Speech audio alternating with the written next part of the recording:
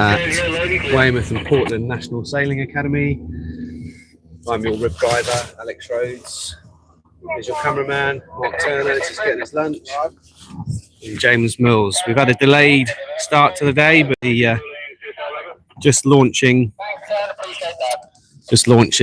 all fleets now into a very still marina, but there's 5 knots of breeze out in the sailing area.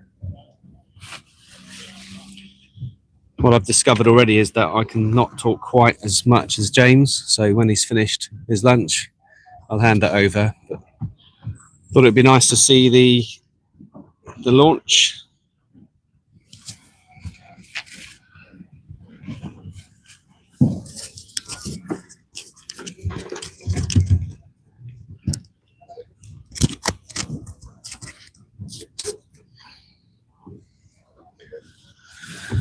So all the fleets are being released, and we'll have to make their way out as best as they can with some light breeze in the harbour. The safety fleet are all out ready.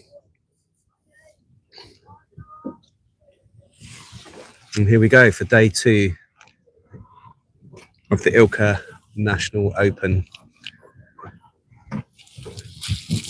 Event sponsors Rooster this weekend. We've got a shop back up at the National Sailing Academy.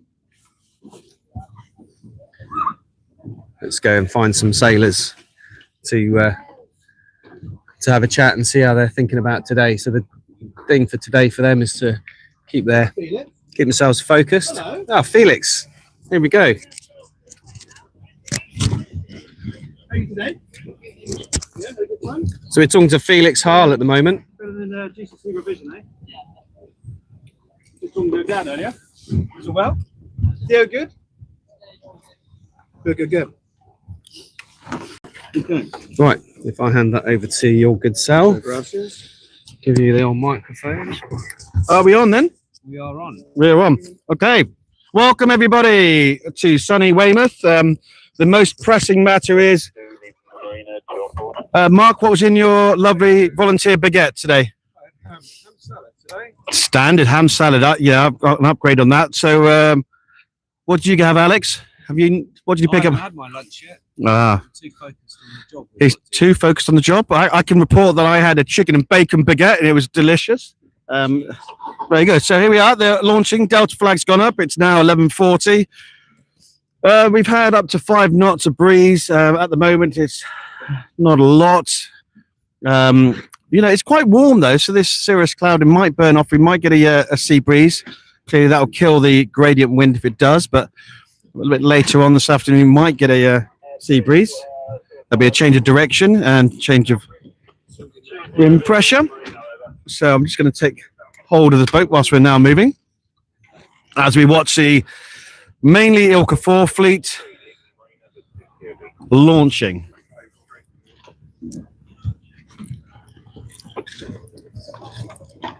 So, just to recap,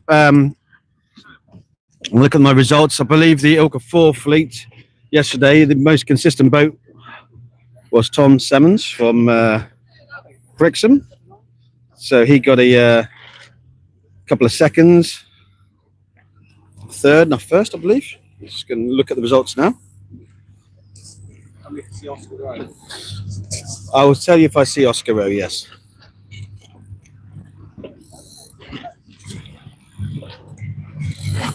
Yeah, so Tom Simmons, he got a second, first, and a third, and followed by Callum Marshall. Callum got a third, 6th, 5th, and a first. He did very well. Discarded the 6th. And then Sam Mason, who came first, 5th, 4th, and discarded the 12th.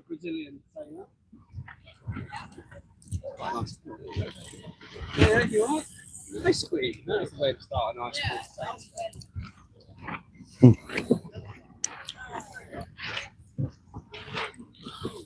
So who's going to win the pumping race? Looks like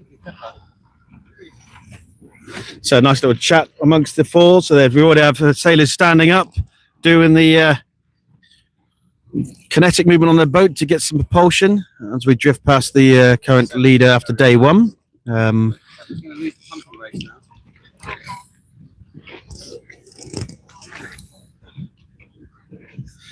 So the ILCA 4 fleet have got the track, so you can see live data as to how your sail is progressing if you've got an interest in the ILCA 4 fleet. There's a very keen ILCA 6 sailor, already second out of the marina. Just need to call in and remind the bridge that we are 3 people on board leaving the marina. It's good to have Mark Turner on board. He's got 2 sailors in the 4 fleet. No, I've not called him yet, driver.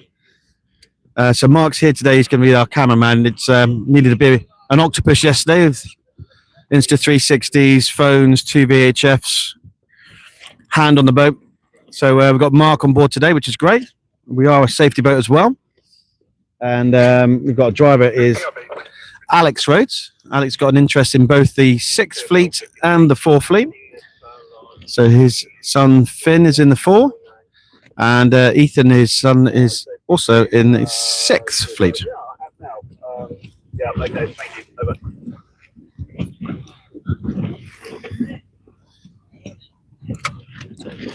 Well, we do have a motor cruiser heading in towards us, so I'm not a very good window for Alex to see, so we have to go make sure we're not in the way of these.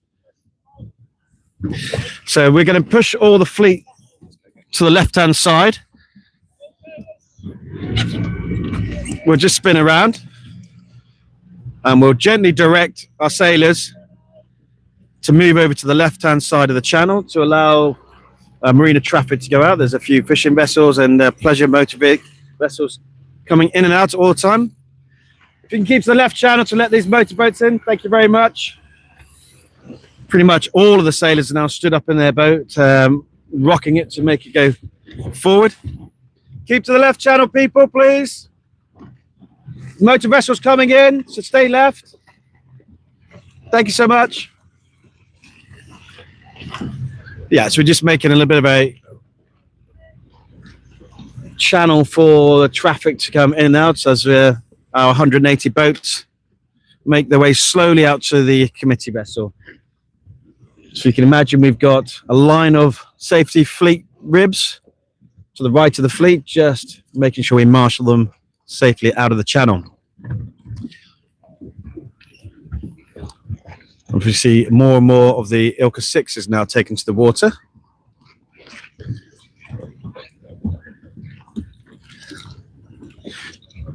Now, who's going to be the first sailor to go and be too aggressive, slip over and fall in a drink? I'm sure there'll be a loud cheer if that happens, which is Sam Whaley in a 7, just sailing past me now. Had a good day yesterday on the water. Unusual to see the 7s out quite so quickly, but there we go. There's Kat, Charlotte, and Harry in the 6s. Morning, Charlotte. Are the top 10 finished for you today, please?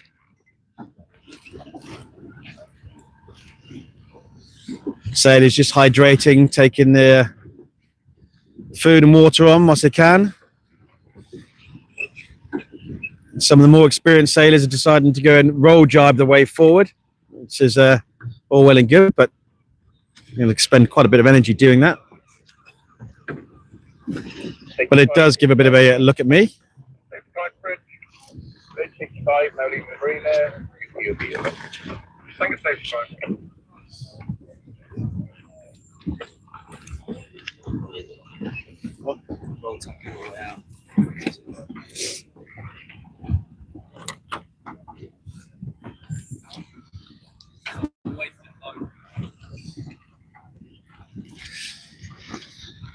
So, fair dues to the race management. They're doing everything they can to make sure we have a day 2. It's the wind guards are not really in the favour for them at the moment. They're going to give it a go. I don't think anybody in the dinghy park's overly hopeful that we'll have a sailable race.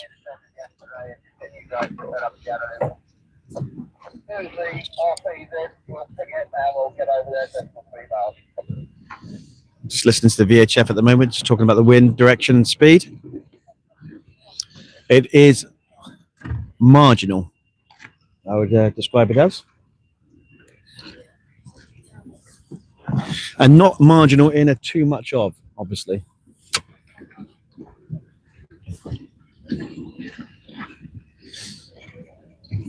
We're seeing various techniques for getting their boat moving. Some are aggressively roll jibing. The more experienced sailors are roll jibing the way out, so roll tacking the way out rather. We've got a 7 sailor here doing the front crawl on the bow and swimming his way out. Got an impressive speed. That's 226, 628. It's going to wear himself out pretty quickly. And the other sailors are standing up and doing the side to side to propulse their boat forward. That's probably the fastest that guy's going to go all day, I'd imagine. Impressive speed, mind you. 227, 504. Well done. Sailing. Yeah, there's a little bit of a puff of a zephyr, a little breeze. Not a great deal. I'm just looking across at the WPNSA. The flag is the Delta flag is not flying, but it's hanging from the mast, which is to the left of the building as I look at it from the water. Yeah, it's flying now, so suggesting there is a breeze. It's not reached our sailors just yet. Just going to go and have a quick check of the what wind direction, if any, you've got at the moment. 1 second, people.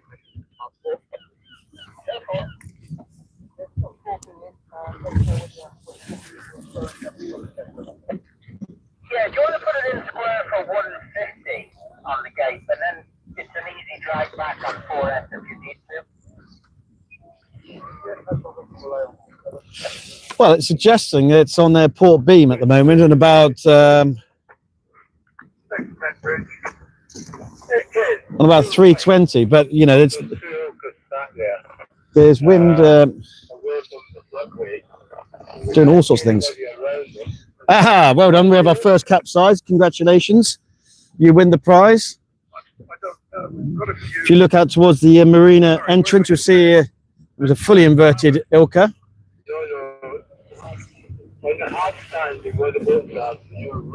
Now just recovering their boat. It was an ILCA 6 sailor.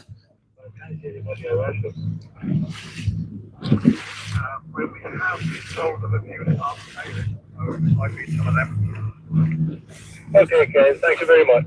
They're talking about launch for the Andersons from the OTC.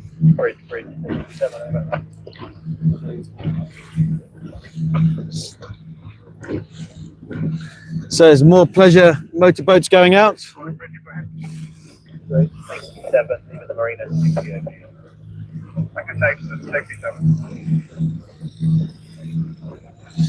I don't think we'll be using too much fuel up today, mainly in tick over.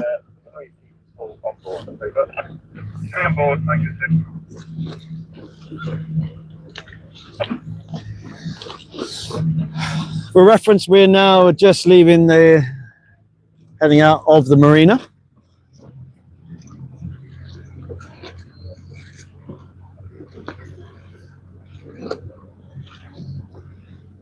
I didn't catch the number of the boat that capsized. I thought I saw 1.8, but I could be wrong on that. Yeah, look for the wet sailor out there.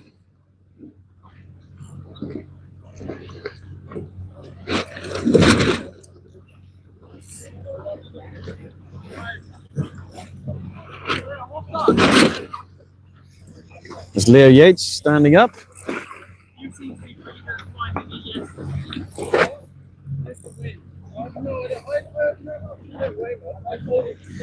There's a lobster pot boat waiting patiently to go enter the marina. Just watching our fleet sail out.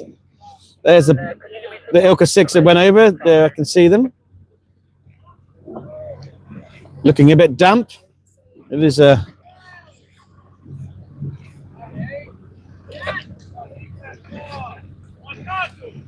So I don't know who, but I heard it. Danny, did you capsize? Yes, I turtled.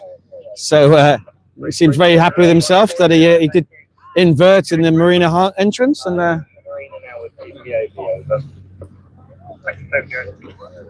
so a cell number 180958. Danny was the first to invert.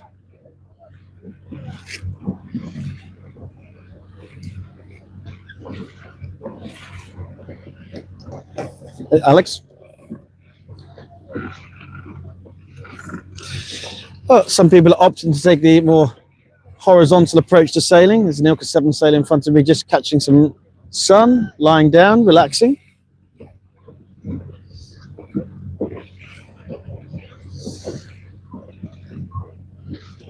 I can see the committee boats in the located in the vicinity of the left harbour entrance. I can just see them there in the distance. Yeah, committee, we've got filling in from the west up here. Yeah, right, yeah, thanks for that, Brett. Do you have a windy with you, or your little gizmo on the top of your mast? I do, we've got 4 knots, so around 270-ish. They're calling about 4 knots on a 270 axis at the moment. I had it closer to 300, but you know, I can see 3 ILCAs in the distance. Look like they're training with a coach. One's upside down. Yeah.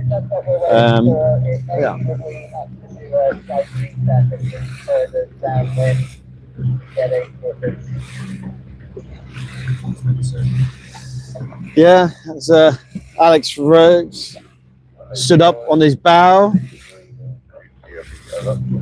windsurfing his boat upwind, or towards the committee boat at least. Don't know where the wind direction. High risk. We do hope he falls in, because that'd be quite amusing.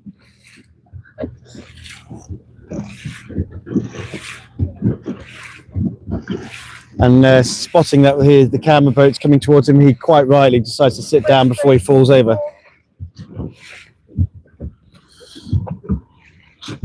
There's Toby Waggett.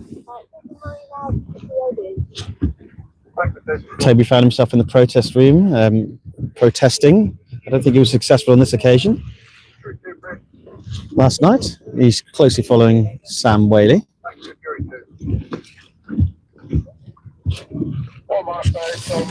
Morning, Ethan. Morning, Toby. Morning, Sam. Are you got tired of roll tacking the way out? You two are roll tacking like crazy. I said, wonder how long to keep that going. Once I turned the corner and saw this, So yeah, you're not going to go to secrets anytime soon. They're saying it's 4 knots. I hear. 4 knots on, yeah, probably somewhere else. Yeah, not here at the moment. There's some gusts as well, though. It's not quite the mill pond, but it's not far off it. Good mackerel fishing. It was a bit early in the season for mackerel. Maybe more September time. So that's Toby, the pointy end of the 6th Fleet. Sam Whaley is at the pointy end of the 7th Fleet. Ethan's rocking around in about 10th in the 6th Fleet, isn't he? I believe he's been very consistent over the last 2 weekends.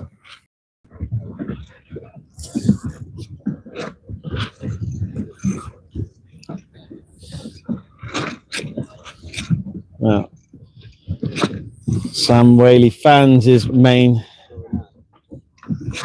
to get some speed. Oh, is that Laurie? Laurie, good morning. How are you, Laurie? Yeah, we're going to give you a mic and say hello to you. That's Laurie Lamb. He's in an ILCA 6 sailor.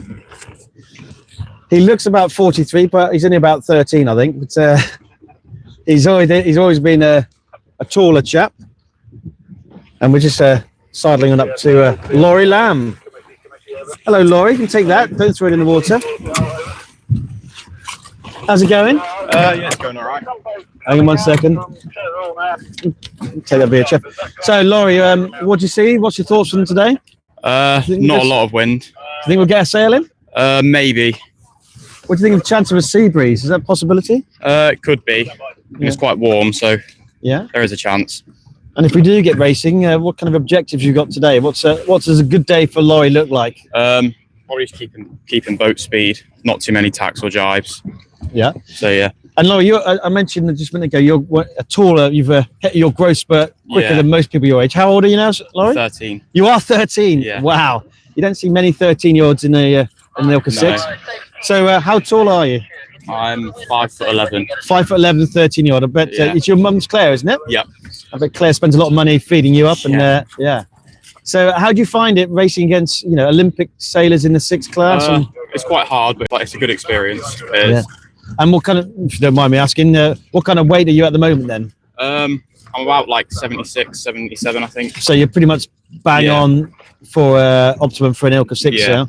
But so you're gonna have many years. Did you go into the 4 at all, really? I did skills week in the 4, but then just decided to go straight to the 6. Yeah. So hopefully we're good to sail today. Laurie, what's your home club? Draycott Water. Yeah, and you're on the Draycott Academy. And Yeah, I did Draycott Academy this year. with who is your coach there then? Steve Irish. Steve? And then Joe and Millie did a fair few with a bit of Steph as well. Millie Irish and Stefan PSA. Yeah, excellent. Oh, well, listen, lovely to talk to you, Laurie. I hope you meet your objectives today, and it's great to see someone so young in the 6th Fleet. Who's the next youngest, you think? Chloe Grayton, a bit older than you? I think, she's the sailing age above me, I think. Sailing age above you. So you must be possibly one of the youngest in the 6th Yeah, I think Fleet. I am the youngest, yeah. Oh, well, go well, and great prospect for the future. Thanks, Laurie. Thank you. Take care. Thank you for talking to us. Two in each class that have told us they're not. There you go. So We have a few that that's the dilemma. Laurie's 13 years old, but he's he's tall chap. He's best part 6 foot. He's 75 kg, which is kind of the optimal weight for a 6. So the opportunity to transition through changes depending on what size you are, who you are, where you are on your journey. And he's got a lovely Element 6 ILCA he's in today. And we wish him all the very best for today's racing, if we get racing indeed. So shout out to Laurie.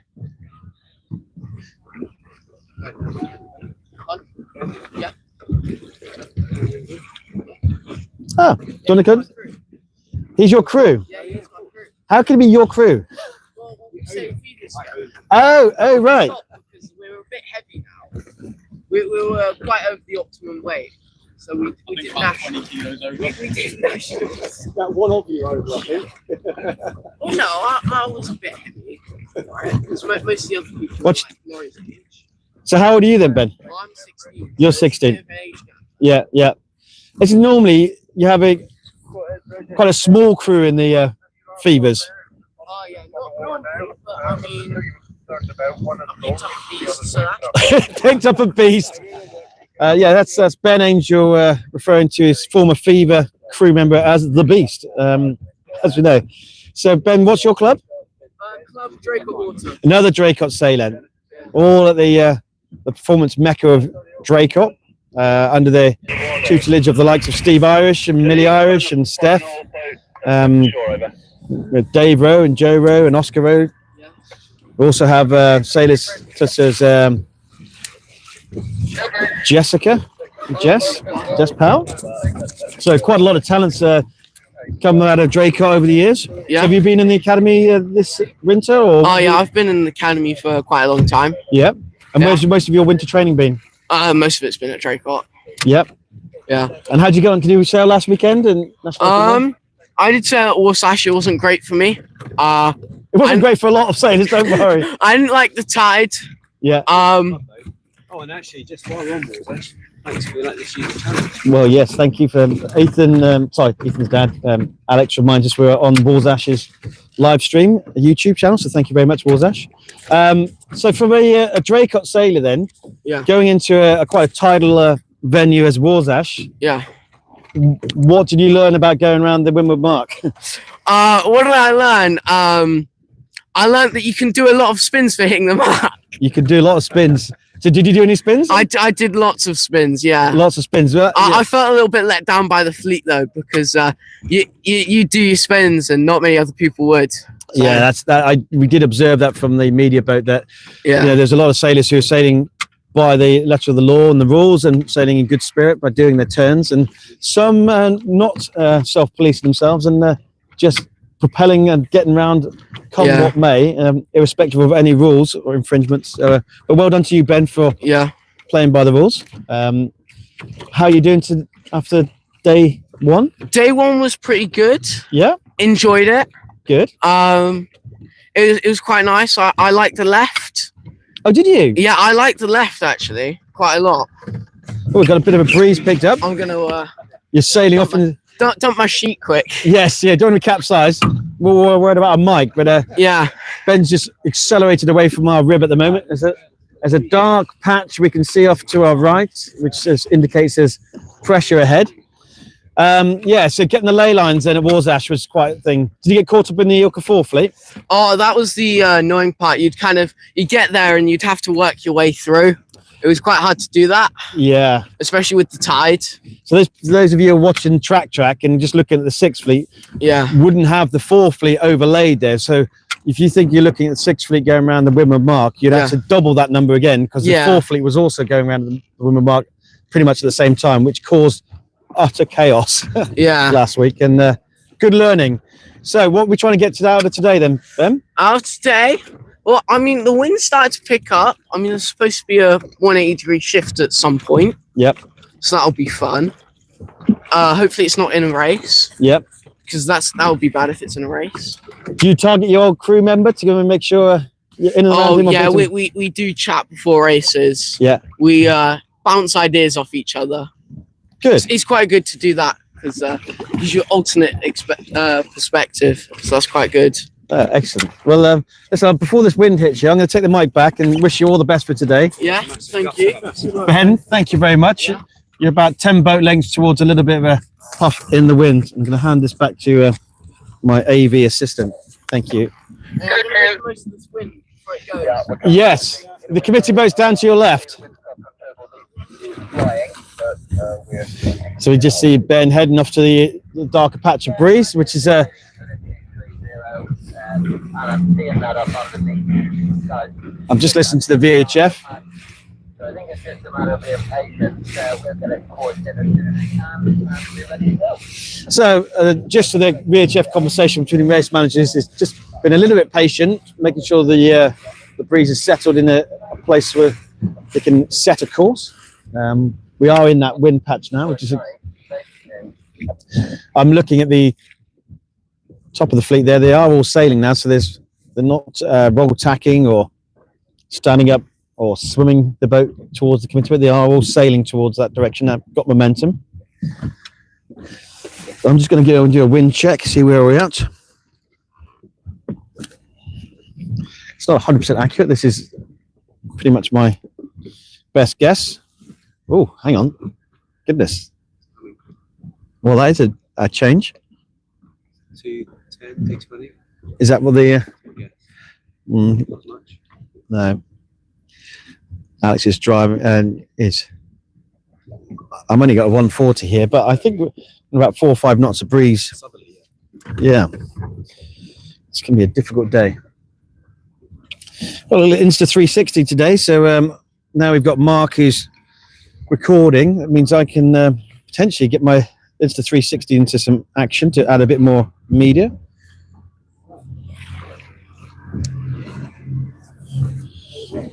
That was a bang, Mark.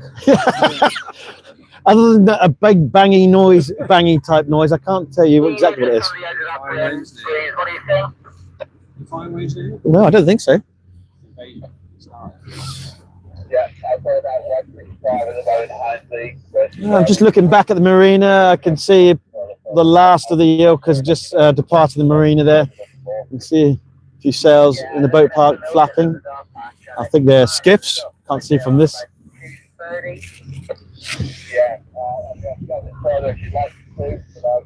So where the committee boat is, they're saying 2:30. That's not what I just. Yeah, maybe just head up towards the red mark. Not what I just had myself. Hit that new line, just tell us what it is, and we'll try and use that as an action.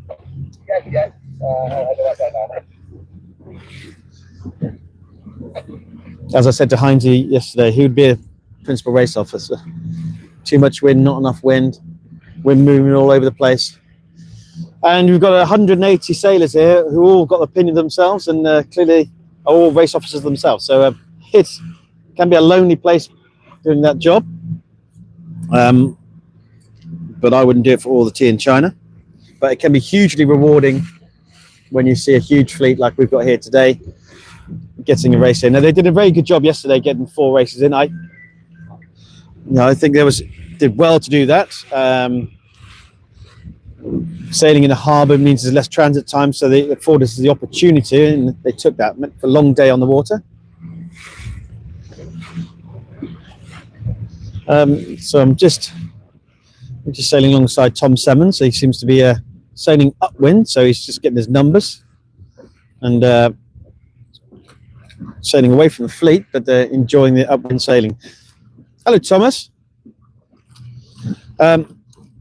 Just to let you know, your rudder clip's not in, Thomas. Oh yeah.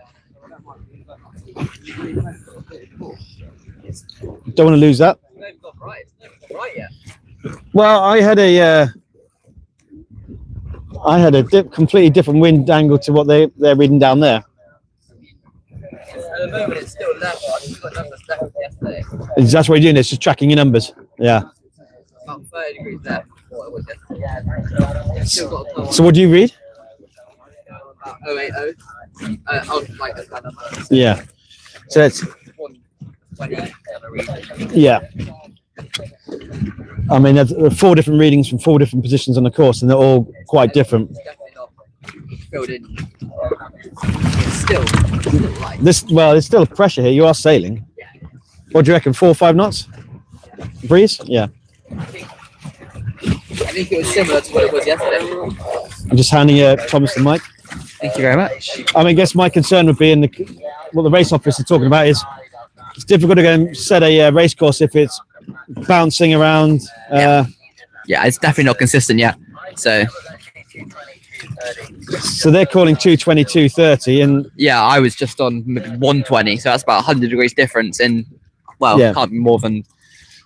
and what are we? We're well right of the committee about. It's about 90 degrees on our port side at the moment. Yeah. And they're talking to their Weymouth mark and seeing what angle and pressure they've got. But hey, listen, the good news is, Thomas, there is a bit of breeze here Yeah, I mean, as a start. there's wind, so that's what we need first. Now we need it just to not start flicking everywhere, and hopefully we'll get a race or 2 in. Yeah, so you're in quite a commanding place. The thing about, clearly you're leading the 4 fleet, and I was very impressed with your consistency. I think probably the most consistent sailor of the day across all the fleets. I mean, very impressive. So what's the plan for today then? I think at the moment, with the wind direction, it's going to be similar-ish to what it was yesterday. Maybe a little bit different, but the plan will probably be the same. I mean, clean air and a clean lane is basically king in this wind. If you can go fast and get a lane, you're going to be in a good place. So mainly just that. And what's the points differential between you and the second place? I think somewhere in the region of 4 or 5 points. So you've got a bit of wiggle room to go and a bit of freedom to not be too conservative. If I you wish mean, to. yeah, ideally I need a good race, a good top 2 or a top 3, and then I can relax a little bit more. But even if they just get 1 race in, your lowest score yesterday was a 3rd, was it? Yeah, I'm just going to hit 3rd. So I mean, if you have a complete bum race, you could discard that and still be in a good position. Yeah. So it's it's all to play for you, and Definitely to play for. yeah, Anything can happen. anything can happen. So you coming back next weekend Yep. Hopefully a little bit more wind. in the But 4 or 6? in the 4 again. So In the 4. So yeah. you primarily based this year on a 4 campaign. yeah. So you've been around the top of fleet and now the ILCA 4 fleet for some time. When do you think? How's your decision-making process about when do I need to go into the 6, and what goes through your mind? That's a good question.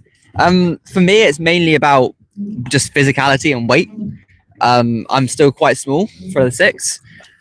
What's your weight? I'm about 60 kilos now. About 60 kg. So I think for me, I'm going to start to get into the 6 after the 4 Euros. And then after that, I'm going to mainly focus on 6 sailing. So the 4 Euros is mainly my outcome event of the year. So the 4 years are in. They're in Mar Menor in Spain in a couple You've weeks' sailed at time. Mar Menor before. I know that because I saw you in Mar Menor myself for the Top of Worlds. Is that 2024 was it? Yeah, 2 years ago. 2 years ago, you had a pretty good event. It was very competitive with the Spanish sailors, wasn't it? So Indeed. what can people expect from the ILCA 4 Worlds venue of Mar Menor in Spain? What was your Euros. takeaways? Euros, sorry, apologies. Who's is the Worlds? It's normally quite a thermal venue. So I mean, obviously we went there in July or whatever it was, so it was very thermal. It's probably not going to be as thermal this time because it's earlier in the year, but mainly a thermal venue, mainly about 12-15 knots most days.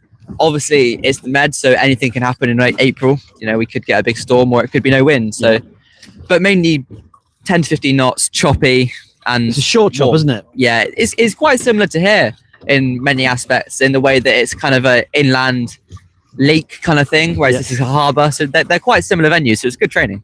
And you were sailing against, there was a lot of Spanish who tended to pile into the class, and then in the Yep. toppers, I guess those same sailors will be piling into the ILCA 4. Yeah, I think there's going to be a lot of the same crowd back again. So it'll be interesting to see how everyone's progressed. What did you note? I remember the conversation was they tended to sail quite closely together, the Spanish, didn't they, to make sure they... Well, Yeah. yeah. There were some rumours about possible dodgy goings on, but you know, they're sailing. Yeah. You just have to deal with it. Well, they're very good sailors, and exactly Indeed. right. In big international fleets, you got to go and prepare and expect everything. But yeah, well, Thomas, we won't take up too much of your time now. We'll let you crack on. Thank you very much. Bear away down to the committee boat. But good luck for today, and congratulations on a fabulous day one. Thank you very much. That was Thomas Simmons.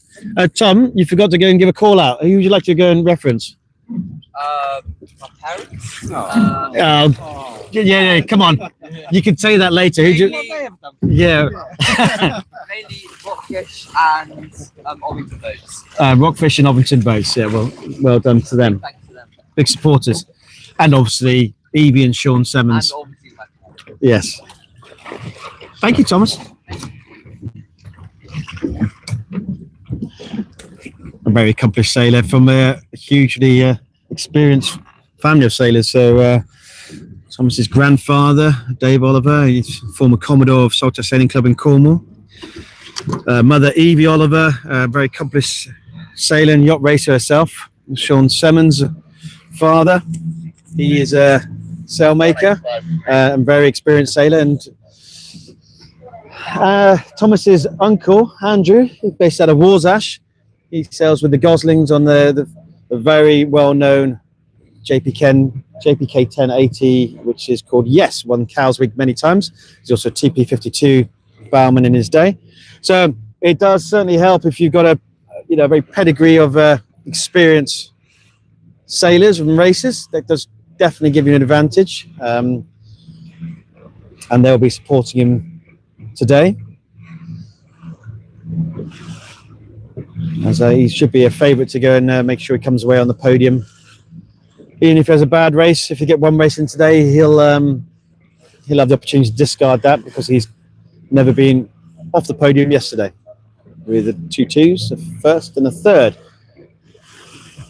As I'm looking at Jess Powell.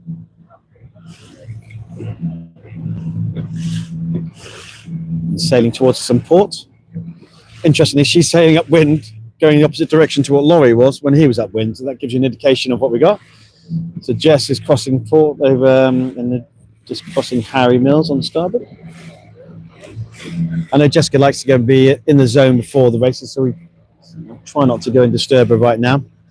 It's when you talk to these sailors, it's trying to understand where they're at. Some people are very happy to go and talk to you. Some people are a little more shy. Some people like to get in the zone. Just got a very, very solid day yesterday. I think she'll be pretty pleased with how she raced.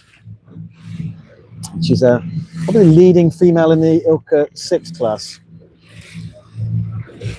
A super last race. Chose the right-hand gate, whereas the winner of race 4 chose the left gate. Maintained her position. Kept Toby Waggett behind her.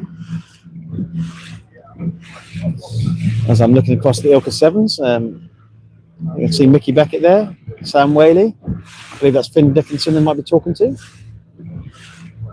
Can't see quite yet, but I'm pretty sure that is the case.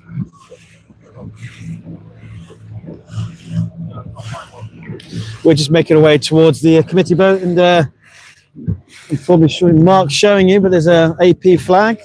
Remember, that's that Where's Wally flag, as I call it. That red, white means Alpha Papa on a postponement.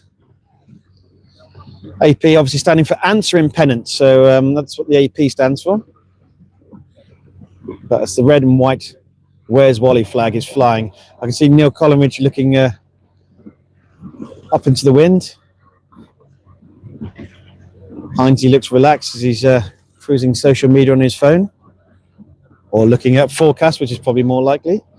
And there's Mr. Whitaker from Draycott. We were speaking to some of his sailors earlier. That's the Commodore of Draycott.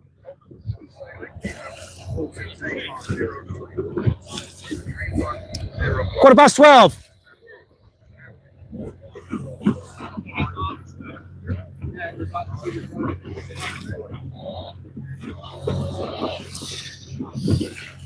Well, there's breeze. We're just burning petrol and just pooling on through the fleet, so look out for your sailor. The challenge I've got is I don't know every single one of the 180 sailors, and I apologise if I don't call out more sailors, but we'll see if we can motor alongside other people, have a quick chat with them, just as we go past the back of Nathan Clark in the 6 and Leo Yates in a 7. There's a young 4 sailor here. Hello there. What's your name? You're Meg Webb, aren't you? From Warsash. There you go. I do know Meg, because Meg is a former topper sailor. So can we say hello, Meg? Yep, we're on. Are we on? So I'm just passing this mic to Meg, and Meg's not going to throw it in the water, but she's a good sailor. So Meg, yes, you come out from toppers, and we just had a question to Laurie Lamb. You know Laurie? Yeah. So Laurie's from Draycott. He's 13. He's quite tall and big. Yeah. But and I was talking to a sailor this morning, a female sailor, about when to know. What's your thought process about how you progress in your sailing? When to go to a bigger rig or stay in the rig you are? What goes through your mind? Well, in the toppers, I kind of like outgrew it. Like I was one of the older ones in the fleet, so I was like move on to ILCAs. And I'm quite small, so ILCA 4s obviously. Yeah. I probably, if I was at the top of the fleet, I might try ILCA 6s, but I don't think I'm quite like tall enough or heavy enough to hold my own in like windier weather. So this is the only time I was saying to this female sailor this morning, the only time I can legitimately ask and say, what kind of weight you are at the moment? And so where are you about on the weight scale at the moment? I'm about like 52. 52, so pretty good weight for what you're on in the ILCA 4 at the moment. Yeah. And, do you think you're going to get big enough to go into the 6 or? Probably not. So I don't know fully, but my understanding is there's more opportunities to stay longer in the ILCA 4 on the pathways. Do you know anything more about that, or? I could stay for longer in 4s and I guess like work my way up the fleet. Yep. Whereas other people might move into a 6 earlier instead of like. We're just seeing a sailor coming across, so we just ask them to bear away touch them. And thank you. So yeah, so what do you expect from today then, Meg? Probably around mid-fleet. I mean, yesterday I had a mix. I got a 10th and then like a 30, around 30 and 40 for the other races. Oh, that's not bad. I was saying to the people watching the video that's actually just because you're in a smaller sail doesn't make you guys any less talented. And actually some of the very best sailors are in the ILCA 4 fleet. So it's a hotly contested, as we hear someone go for a splash and for a swim, hotly contested fleet. Now, you went to Marmanor, didn't you, into the toppers? Because I was one of your, I think I measured your boat. I was one of the measurers of the day. And so what would you say is your top tips for anyone doing the Euros in the ILCA 4? I know you plan to do Marmanor. No. Not this year? So what did you find when you went? It's quite shallow and there's quite choppy at Marmanor. Is it like a short chop or? I can't remember. It's like, reasonably short chop. It's not great for downwind like surfing. Yeah. Well, my top tip was there's an amazing little patisserie bakery coffee shop, which I went there every morning at 7:30 and sat there and had my coffee and a nice bit of a pastry. But so hope you get what you want from today, and thank you for coming to talk to us. So that's Meg Webb from Warsash. Any shout outs from you, Meg? Any say hello to parents or? Shout out to my dad who went home without me. Sorry. So the safeguarding officer. Pick up my sister. Oh right, okay, yeah. Sorry. Clearly you I've got other a parental responsibility. That's the one. Whatever. Yeah. Whew, that was a bit awkward then. There could have been safeguarding all sorts. So just a reminder. Obviously, Meg's just reminded everyone that if you're an under 18, you have to have a nominated adult Yeah. You don't want an adult like me because I'm a bit of a doofus. So yeah, not very responsible. But hey, Meg, thank you very much. Thank you. It must be nice for you and having Warsash on your doorstep last Yeah. week. Yeah, it was very Not good. travelling. Yeah. Good. Nice. Enjoy the sun. Make sure you got no weed on your foils before the race. Have you got? Are you weedless? You are. I think you had a bit of weed on before, but I think it's come off your rudder. So I'll hand back the secondary mic. That was Meg Webb from Warsash. Shout out, Dad. A lot of waving going on. Oh yeah, a lot of waving. There's 3 young female ILCA 4 sailors. So let's go and talk to this little trio. Pass the mic to her.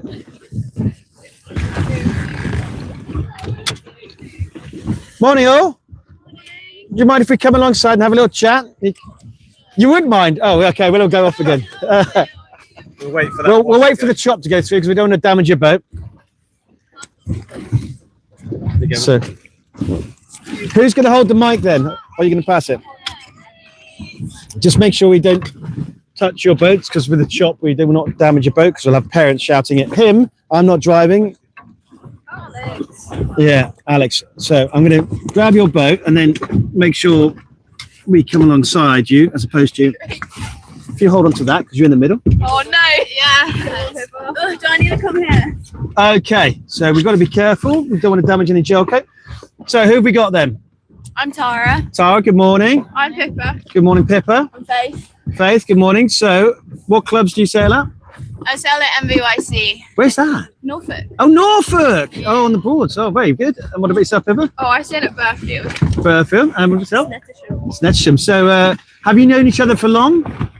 I've known Faith from Toppers, so about 2 years. Okay, so you're both topper sailors? Yeah. And were you a topper sailor? Or? So all toppers? No, I did Oppies. You did Oppies? Yeah. Okay, so did many of your Oppie sailors join you into the ILCAs? A few, but not that many. Tara, you're tacking. Yeah, it looks like we're tacking. Well, thanks to Nathan who's doing some roll tacks in the 6, just disturbing the breeze. Thank you, Nathan. So good. So what's your plan for today? Are you looking for a particular result or what's your objective? A bullet? Yep. Is, No, I wanted the bullet. well, if we've only got one race. 1, 2, 3s. 1, 2, 3. I need it more. So out of you 3, who's leading between you? Who's? A 5. Okay. Are you 2 likely to be able to catch? No. No. Not a chance. If we do 2 races, then sure. So yeah. So have you got any discards from yesterday? What was your worst discard yet? Race 3. Race 3. Yeah, race 3 was awful. Yeah. I was in 26th, and then everybody came down, and I finished in 47. I finished like right next to you as well. It was awful. Literally, everybody just caught me up. That race should have been cancelled. Yeah. Yeah, they should have abandoned it. I thought they were going to, and then they didn't. But they shortened your course twice, didn't they? Oh god, it was awful. Although the last beat, I looked at you guys and thinking, are they actually going forward? Are they just all anchored? It was quite painful to watch you, but you all managed to get across the line. It could be worse. Don't forget, we are in March and it's now sunny. It could be windy, rainy, and horrible. But yeah. So importantly, what have you got? What's your snack of choice? Pancakes. You got pancakes on there. Well, homemade pancakes or bought from the shop? Lidl special. Lidl special. What about yourself? Any food. You can't have any food. So You know the Faith in Nature bar? oh yeah. Lidl special. No, like the red ones. Oh, the red ones. Yeah. Okay. But don't they crumble a lot? No, they're us Nature Valley. They're like Oh, okay. weird. They're like dark chocolate with coconut on those ones in those. Oh, nice. And what's your food of choice? Trek bars probably. A what? They're good. Trek bars. A Trek bar. So there's a lot of things I don't know about. I like a Revel because they hold right, consistency in the ring. Oh, who have we got coming alongside us? Ruby! You had a good day, didn't you? Oh, we're going Ruby, backwards now. Ruby, give Ruby the mic. We'll say hello to Ruby. Oh, okay. Don't drop it though. So who have we got then? What's your name? Hi, I'm Ruby Costa. Ruby Costa and Oh. Does that mean we can go in? no. Oh. So they're up sticking, so the committee boat's moving. So Ruby, okay. where's your club? Rourke and Lymington Town Sailing Club. Rourke and Lymington Town. So what do you do at Rourke then? What kind of sailing? Well, I've just got a junior membership, so Nice. sail under them. And what was your race of pain yesterday? To be honest, probably the one where it got The third one. Either the abandoned one, Yeah. so I was doing pretty well, or the third one, because I felt like it just went a bit carnage. Bit carnage. Yeah. Yeah. And what's your snack of choice? Snack of choice. Yeah. What's in Ooh. your food bag? Probably my Really? bio and me fiber protein. Oh wow, that sounds all very grown up. Okay, so I'm going to go each one of you. Any shout outs from you? Any parents or support you want to say thank you to? My dad. Dad's a brilliant. Yay, Dad. Yes. Are you going to beat your brother as well? Yeah. Good. Who would you like to shout out to? My dad. Dad again. Go Dads. Considers Mothering Sunday last week. We're not doing well, mums. What is it? Everyone who knows me. Everyone who knows it. There's a lot of people know her. And what about yourself, Ruby? Probably my mum. She brought us all ice cream today. That's what mums do. They buy you ice creams. Brilliant. Yep. All right, listen, we'll let you go because the committee boat's on the move and you're on an ILCA 4 sale, so you need us. Well, we're not allowed to just yet. We have to be told when we can tow and stuff. Oh, yeah. damn. Yeah. So, this Ruby, you can work out how to go and get that Yeah. to Miss Turner across and back. So, how's this going to work then? Wait, hang on. Mark's looking at all the gel coat potential repairs here. So, Mark, my videographer, is Faith's dad. Toby didn't look very happy yesterday when I saw him. Well, he just didn't look like he was, because he won a race, didn't he, last week? And he looked a little more grumpy yesterday. Right. Hey, thanks for talking to us. Don't forget, committee boat's moving. Sorry? We need to be following that committee boat, which is now steaming. I can't see where it's steaming because of all the sails. I can see it. Yeah, it's going back towards. Get sailing. Yeah, you need to go that way. Chasing the wind that was up here that's now there. Which So the pressure's dead down here, and we're at the harbour wall. So these ILCA 4 girls need to go and get themselves moving. So Ruby's stood up in her Devotti ILCA 4 with a nice brand new sail by the looks of it. And we got Faith. She's got a new sail as well by the looks of it. Dad been spending money? Yeah. And they're taking the swimming race option. As you see them, the three of them just fighting their way. Well, the race is on.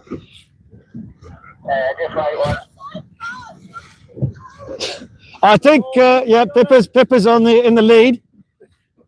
Got more muscles. Ruby's taking the standing up thing.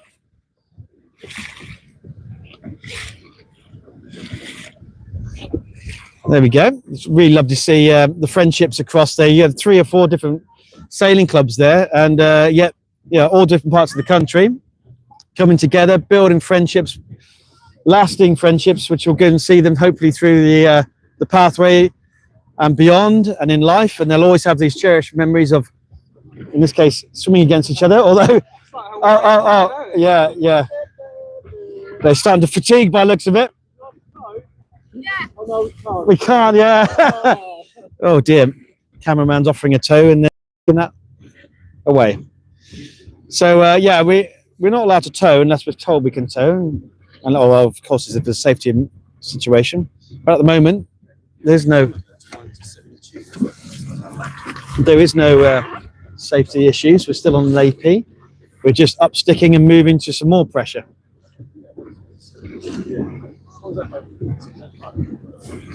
4685. 4685. It's Lewis Bacon. Nice to talk to Lewis Bacon as he heads on today, leading the Sixers. Yes. See if we can find the leader of the 6th Fleet. So we've motored up to the harbour wall. Now we're motoring back towards the marina at the moment. I'm just trying to scan the horizon to see where the committee boat is.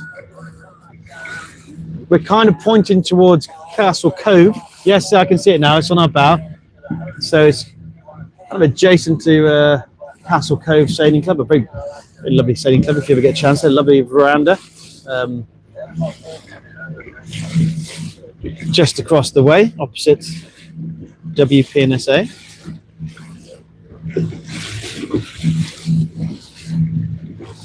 See my so we motor past my son, he's just chilling out in the bottom of his boat, sunbathing. This feels breeze. Alex says this feels breeze as his motor's into the wind, creating apparent wind. But there is breeze because I can see sailors. Oh, oh, oh. Careful, eyes up. You've just seen a little Nautivailer, ILCA, just doing a roll jump.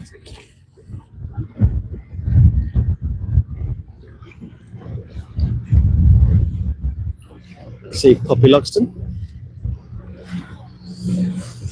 So these guys are sailing, they're beating up wind towards committee boat, and they're going on quite nicely at the moment. Morning, sun. Oh, this is Alex's son number 2, Finn.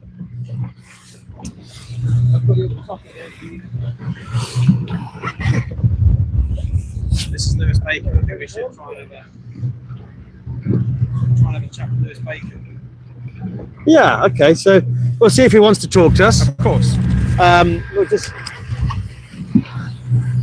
seeing Lewis Bacon there. Lewis is someone I don't know very well, so if he does want to talk to us, it'd be great to talk to. We'll just follow him for a minute. As, Lewis is sailing Element 6. Element 6 and Ovington are supplied by Duncan, sailing fast. The King, I'd like you to go to 245.05. Lewis, Stand by with wind reading. would you be able to go and have a little chat with us? Oh, lovely. Thank you, Lewis. All correct. We were promised to not delay you. I know you're sailing away. So Lewis has kindly agreed.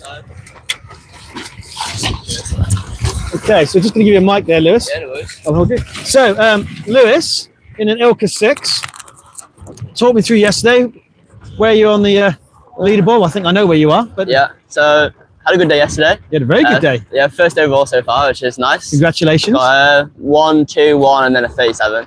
It's a slightly interesting result, but Happy with the pretty good discard fun. then? Yeah, happy with the discard, but it means I can't have any more bad ones today. Yeah, you got you played your Joker card already. Yeah, definitely. Yeah. So, what boats were you sailing before ILCA? I did toppers to start off. Oh, you did toppers. About the age of 11, started toppers. Yeah. And then moved into ILCA about age 13, 14. Okay. Did it in the ILCA 4, and this is my third year of the ILCA 6 now, so I've definitely Third year. been around this fleet for a little while now. Yeah. Okay. And what club are you from? Lee and Lowton's in Manchester. In Manchester, yeah. Yes. The pond, isn't it? Yes. Yes, yeah, in the pond. Definitely So, a pond. Yes. how do you find the Warsash with the tidal? It was interesting. I knew it was there. I did my research on it. But then when it came to the ley lines, I underestimated it every time. I think I hit the wing mark in every race. So that It's like would say pinball it. wizard sailing and all that. Definitely. Okay. Yeah. And did you get caught up in the ILCA 4 fleet? Because they were often at the Weymouth mark, I got causing caught up. chaos. I was one of the first ones there, thankfully, so I was able to just about carve my way through a little bit quicker than some of the rest. But still, yeah. Did you stay out of the committee room? Pardon? Did you stay out of the protest room? Not yesterday. No, yesterday. So I had a protest yesterday, but I thankfully won it, so it's not Good, too bad. well done, No yeah. one infringed, so it's okay. Good, Yeah. fantastic. So, what's your plans for today then? More of the same? More of the same. I'll go up now, do my pre-start, have a look at what the wind was doing. I've sailed in this direction a few times, so some of the usual things might apply. And what kind of wind speed do you think we've got at the moment then? It's coming up to about 5 knots, which is quite I nice. would- It's, maybe a little bit more, 7. I think maybe a little bit more, but yeah, so it's not as long as it stays like this. I'm happy to race. Yeah. Well, listen, you're in a great place, and congratulations on a fabulous day yesterday. Yeah, We thank you very really much. enjoyed watching you around the race course. We'll keep an eye on you. Fingers crossed it's your day today. Yeah, thank you. Good to go bring it home. Yeah. But thank you for talking to us, Lewis. Yeah, and no worries. Thank give you. us a mic back, and where's the mic? It's up there. this there. There you go. Awesome. Good luck today. Thank you. Long travelling from Manchester then. Yeah. You going back tonight? Yes. Further drive. You didn't say shout out to anyone. Who do you want to say? Mum and Dad. So Lewis, again, another topper sailor. Well, that was very kind of him to go and speak to us. The interesting thing is he had one race was not quite as good as the rest of them yesterday, so luckily he had a discard. What that does is take his Joker card away. So if they get one race in today and he does particularly badly, he'll have to either carry that one or carry. Sorry? Tracking's live today. Yeah. Good. We'll just speak to Brett Lewis. Brett, will you come alongside him? Yeah, let's again. How you do, guys? We're just going to see if we can get a mic towards you, and you can talk to us about. Let's just see if we can get close. Oh, there's his boss, CSL. Behave yourself. Always eyes on you. So like a. Always watching, Wazowski. So, good morning, Brett. Morning tracking live stream team. Thank you very much. And so, what do you want to tell us about Track today? What can we expect from? So today we're doing one-to-one tracking. So what you see is what you get. Yep. So we're running. I'm running it as a broadcast test. So if we're running a live stream event like this, you guys can cut to the racing, and what you see on the race course is what you see on the tracking. So we've got enough battery life in all the units today to run live. So live data. So if you get someone who's got the live stream on you watching at the visuals, you can also have someone else watching it next to you on Track. Exactly. We're also going to ask Claire, who's doing short support for the media team, to see if we can get it on the screen that's in Spinnakers. Oh, great. So if you don't want to be sitting in the nice sunshine and watch boats, you can go into Spinnakers and you can watch the live stream potentially on video if Claire Rhodes can sort that out. But really exciting. What boats have we got the track on? So this week we've got them on the 4s and the 7s. Last week we had them on everybody. Probably next week we might have them back on everybody as well. But what you'll see on the leaderboard, you'll see every place that changes. You'll see everybody's boat speed. You'll see their direction, and you can see if the right's paying or the left is paying. And before that, you can see who's winning the start and who's maybe not winning the start. But yesterday was really quite an interesting course because Mickey Beckett, #1 in the world, thought the right was going to pay. And quite often he went to the right and the left paid. So it was a real checkerboard day yesterday. Today we've got a wind direction at 240, 260, probably more stable breeze for the sailors today. I think today is probably a lane hold day, boat speed day. It's not going to be so patchy, and you'll be able to see that on the tracking. And what kind of wind pressure do you think we've got right now? At the moment we've got 4 to 5 to 6 knots. I think that'll probably hold for the next 2 hours. So if we get 2 races in, we would be good, and then it's going to completely disappear. Great. That's my prediction. Brilliant, Brett. Thank you very much for talking to us this morning. So go into Track and watch the great technology. If you've got we can just pan into there, Mark, and you can see live tracking there. So you can see your sailor if they're in a 7 or in a 4 fleet. You can get to enjoy and see how they're doing against their rivals, or not. If they're not doing particularly well, you can go and have a coffee in the cafe in. Shake, why am I spending all this money and time? But what was interesting yesterday, the top 10 and the 4s were pretty much the top 10 for every race. And we did have some newbies in the top 10 yesterday. I think a girl from Wasatch came in with a #2 in the last race. It's pretty outstanding. Second week in the class, and she comes in and pulls off a second. Wow! In the last race, so who was that then? I'll have to go. That was Mary Greenway. Oh, I'll have to speak to Mary Greenway and talk about that. She must be very excited to get that result. I think she was quite excited. I know her dad was very excited. Did she wear a white cap? Yes, that's the one. Yes, I did see her. That was very good. It was quite a challenging last race, but well done to Mary. That great result. Brilliant. If we can have the mic back. Yep. Good day, guys. I know you're going to be busy. See you later. Thank you, Brett. See you later. So that's Brett Lewis and Track. Go and check it out. It's going to be live. Real-time data tracking for the ILCA 4s and the ILCA 7s. So as you could hear, I've been asking the people, what do they think the wind speed? My own estimation is it's about 5 to 6 knots. I'm just going to go and take a wind direction whilst we're stationary as we watch Brett Lewis speed off to go and do his thing. So if we go square for 235, and then get you down as soon as possible. Yeah, so I heard Heinze, the race officer, in 235. That's what I've got. So wind direction of 235 degrees. So that means they're going to be sailing into towards the big shingly beach. The committee boat is directly in front of us now. I'll just step down so Alex can see where he's going. Alex, you are free to go click around the head if I block your view.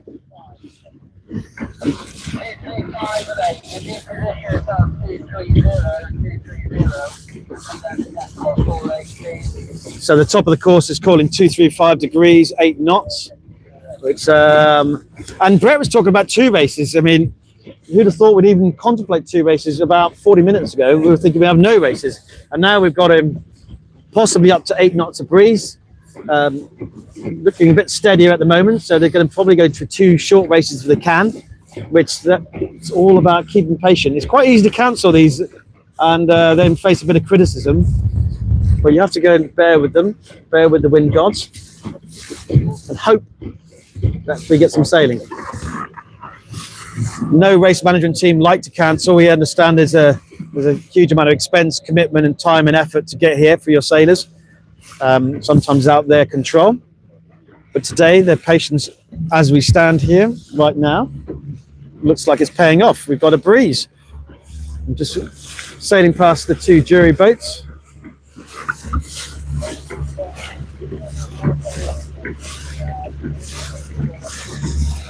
A lot of these safety fleet are manned by parents of sailors. I see Paul Rawlings is on his ribbon, safety 8. So Paul Rawlings is the father of Ollie Rawlings and Tom Rawlings. The jury boat's got Steph Gunn as a juror. She's a mother of Cat Gunn. And there's Deborah Waggett in the food boat, mother of Toby Waggett, who's doing some good stuff in the ILCA 6.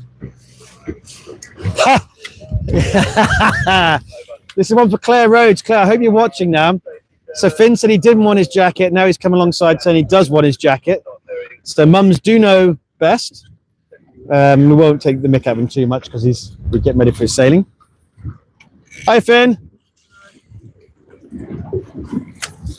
Dad hands him a jacket.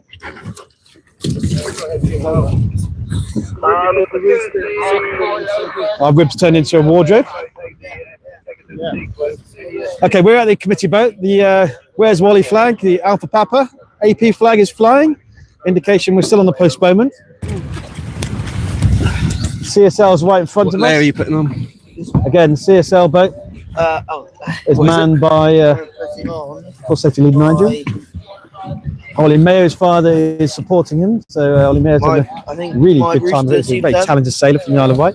So again, another rib safety support with the sailors' parents on board. Yeah. This is encouraging people, and actually, if you go towards the Elliott Sixers on the by the crane at the dinghy park, so as you're looking at the water, that'll be on your left-hand side. If you are inclined to go in there. If you're inclined to have binoculars on, you could probably have a good sight of what's going on. So we're just going to have a quick chat with We're asking him about his Rooster layers he's putting on. Yeah. So Finn Rhodes is alongside us at the moment, and Finn. What have you putting on at the moment? I'm putting on my Rooster Super Therm. Rooster Super Therm. Yeah. Very good. Another layer. Did you plan to bring that out, or were you told to bring that out? I planned to bring it out. That's not what I knew. You absolute fibber! What a load of baloney. So apparently Claire Rhodes, he wanted to take this out. So for listeners and viewers here, what actually happened was Mum Claire collared me in the boat park and said, make sure you take this because we want it. So Finn's going to be super warm in his 4mm Super Therm Rooster top. Is the choice of my son as well. He loves that. Just means it's easy to get under the boom. So if you can see in the boom and the lower section of the fore there, it's got an angle there. What that means is by the time it gets to the back of the boom, it's quite low, and it means it's really difficult to get under the boom. So having the Super Therm top, and as he tries to put in his Rooster buoyancy aid, bad neck, so he might need a hand. Yes. He's not thought this one through. Sailing with a mountain bike injury. Yeah, so he's got a bad shoulder, I believe, or bad neck at the moment. So Finn does play rugby, and mountain biking was it? He stacked it on his mountain bike. He looks like a tortoise trying to come out of his shell at the moment. It's not the most glamorous. So all you young people out there, this is what you can also look like. Finn Rhodes. So yeah, there he is. Okay, AP down. Finn, we can't talk to you because our AP's down, but they're going to go into sequence. Good luck today. Hope you're warmer now. Listen to Mum. She knows what she's talking about. Who do you want to say thank you to? Your mum. Absolutely right. Mums know best. As Finn sails off there, giving a little bit of a bashing. Just check your foils. Check your foils for weed. Okay, so the warning signal for the ILCA 7s is about to happen in that 25 seconds. I've got ready on my clock. So if you're timing it back on the screens, get ready. The warning signal, class flag will go up in about 15 seconds. 5, 4, 3, 2, 1. ILCA 7 5-minute warning signal. So they're in sequence now. So now we just need to go and locate our pin and find out what's what. I wouldn't mind having stationary on the line to see if there's any bias I can see. So it should be down there somewhere. There's the pin boat with the orange flags. Orange flag denotes the line sets. The board on the back says bearing 230. It's a bit chilly now, the wind's picked up. We're just looking, it's a 02, so outer course 2 beats. ILCA's on inner course 2. Sorry, ILCA 6 is on inner course 2, and ILCA 4 is on outer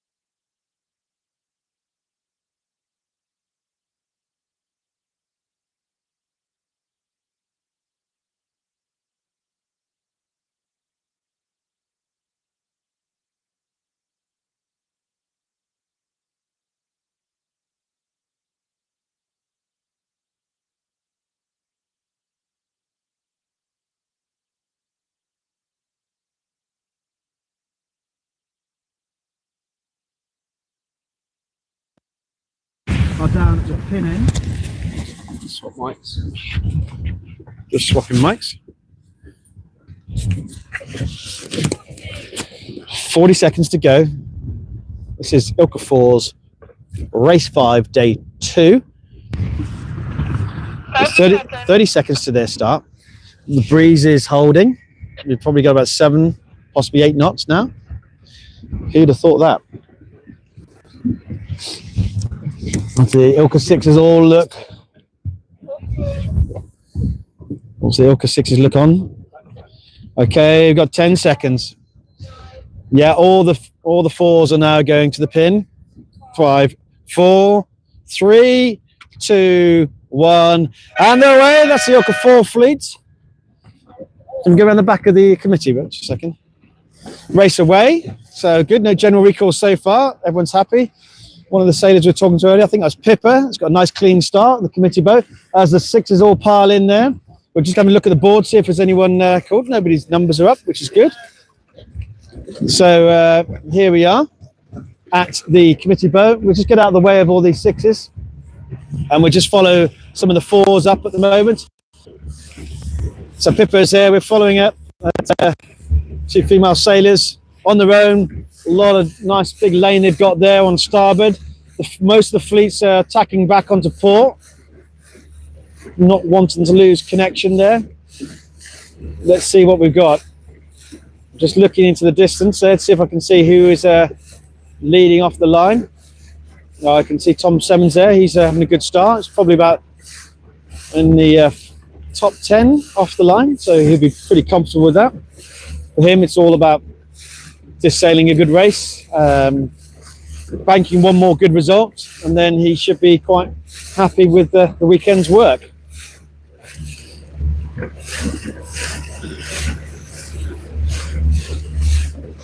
That's good. I'm just looking at 224755. She had a quick look over her shoulder before tacking onto starboard, see if she can do that. She did. Loads of space. There's a lane for her. Now, as we launch these, I'm not sure. Let's check back where Mark's looking at. As we look at the starboard hand, ILCA 4s crossing the port hand, ILCA 4s. Just see if there's any problems. Also, everyone seems to behave themselves. Everyone's got a good look before they tack.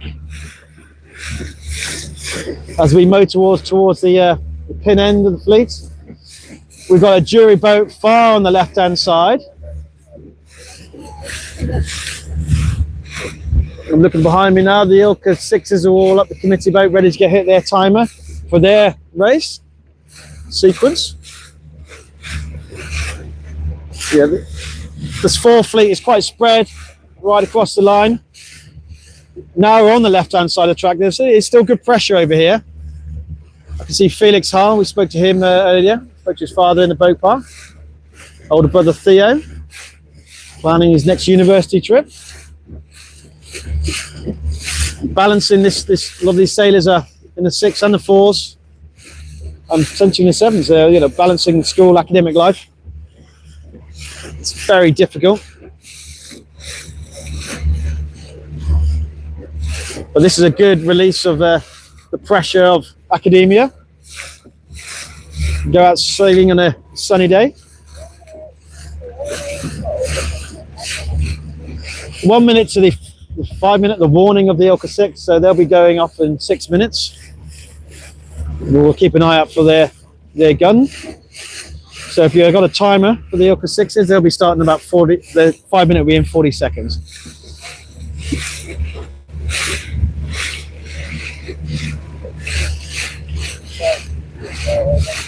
Interestingly, I did speak to a few sailors, and hopefully we didn't pick them on the mic. So, not sure why we're sailing. There's no wind. Well, they are sailing, and they're sailing very nicely. What a sight this is! I hope you're enjoying that from the comfort of the television screen or the boat park. As we watch the ILCA 4s with their orange clues, orange head, and the orange tacks of the sail, very distinguishable. 5 seconds to the falling. 2, 1. 5 minutes for the ILCA 6. So that's their warning. As we'll leave the ILCA 4s to enjoy this beat up wind. So you can see this boat here, 210780 on the far left-hand side. If I try and log that in my mind and see how they progress as they bang the left corner.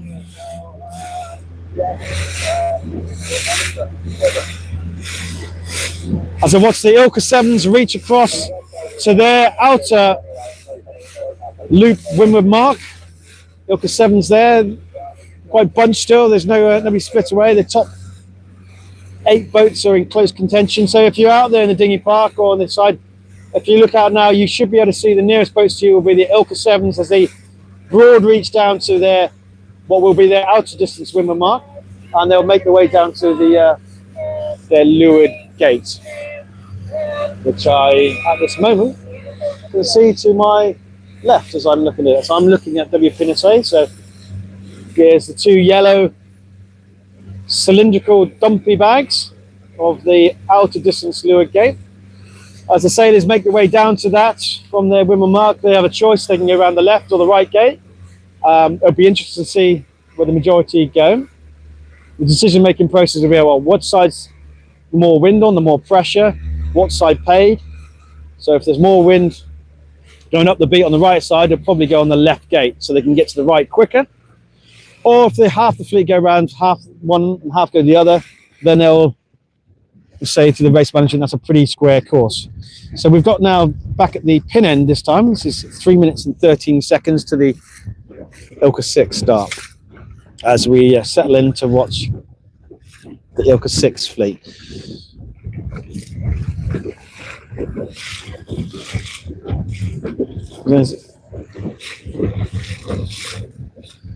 So someone just tacking around the pin end there. Now we don't want to be directly on the pin end, just we've got the visuals. So is he lining up for a port hand flyer? 2 minutes and 35 seconds to the start. It's about now that I'm wishing I didn't have a big swig of my water bottle. As we gently rock around, and now I'm watching the ILCA 7s as they progress downwind to their gate, as they all go around their top mark.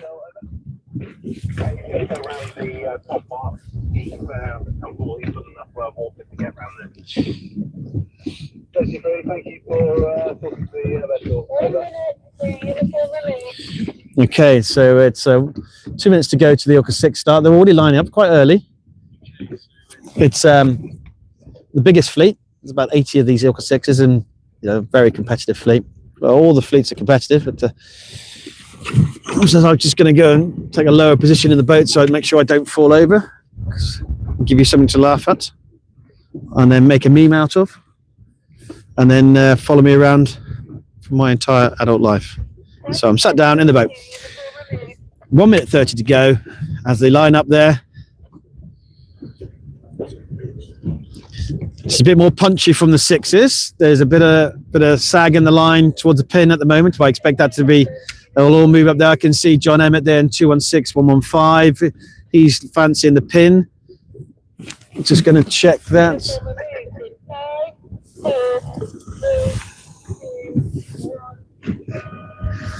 Flag uniform is removed. There's still pin bias. Well, this is what I'm seeing. It'd be interesting talking to some sailors afterwards. 50 seconds to go.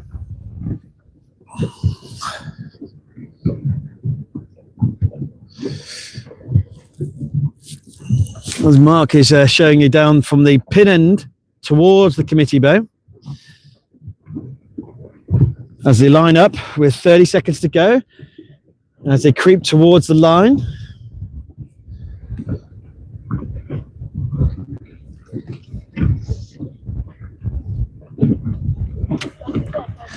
It's interesting doing this media coverage. You don't actually get much time to go and have a general chat or look around, because it's all action. Here we go then. 5, 4, 3, 2, 1. I can see Poppy there. Oh, general recall. They get to do it all again. Oh,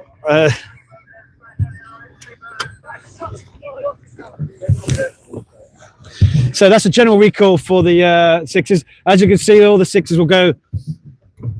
They'll go off upwind. They don't want to go too far because the race officer will be keen to go and get them going quite there. I can see my lad. He's in the. He actually had a good start in the front rank, so he'll be disappointed to get a general recall on that.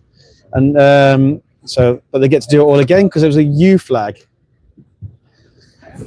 Yeah, it's definitely a general recall, but it's a general recall because what they do is they continue upwind, checking the numbers, checking the wind angles, checking the compass, and they see where they're going. So they don't want to go too far because they'll go back into sequence pretty quickly. If I look behind us now, you can see the sevens as they progress towards the gate. There's 3 sevens, 4 sevens right at the front of that fleet, quite closely battling it out, roll jibing towards the gate to go and effect some more pressure. So there was some solid money, some experienced sailors who chose the pin, which again, kind of when I see the people who actually know what they're doing, going to where I think they're in this, it kind of corroborates that I might have called it right because they know better than I.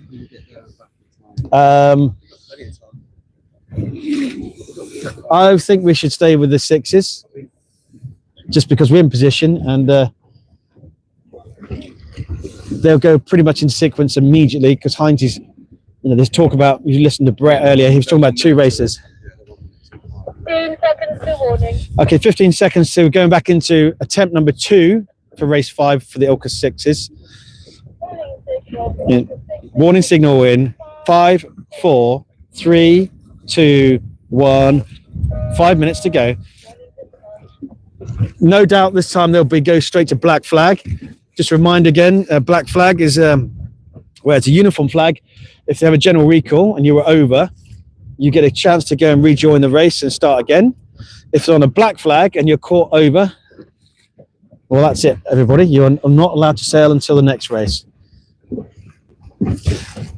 It can be really frustrating for those sailors who got away and had an absolute spot-on start. They think, brilliant, we have to restart, and no, I started really well. And conversely, those who had a terrible start think, thank God for that. I can actually have a second chance. So I know my son yesterday, I watched him, and he had an absolute stinker of a start, got absolutely boxed in at the committee boat, and he was handed the gift of a general recall. So he said, I don't think I'll do that again. And then today, just a minute ago, he probably had his best start so far, and equally got a general recall. So it swings and roundabouts. Sometimes it works, sometimes it doesn't. We are 3 minutes 50 seconds to the start. As I'm watching 226, 307, deciding to go and sail off upwind. I wouldn't sail off too much as they take the kicker off.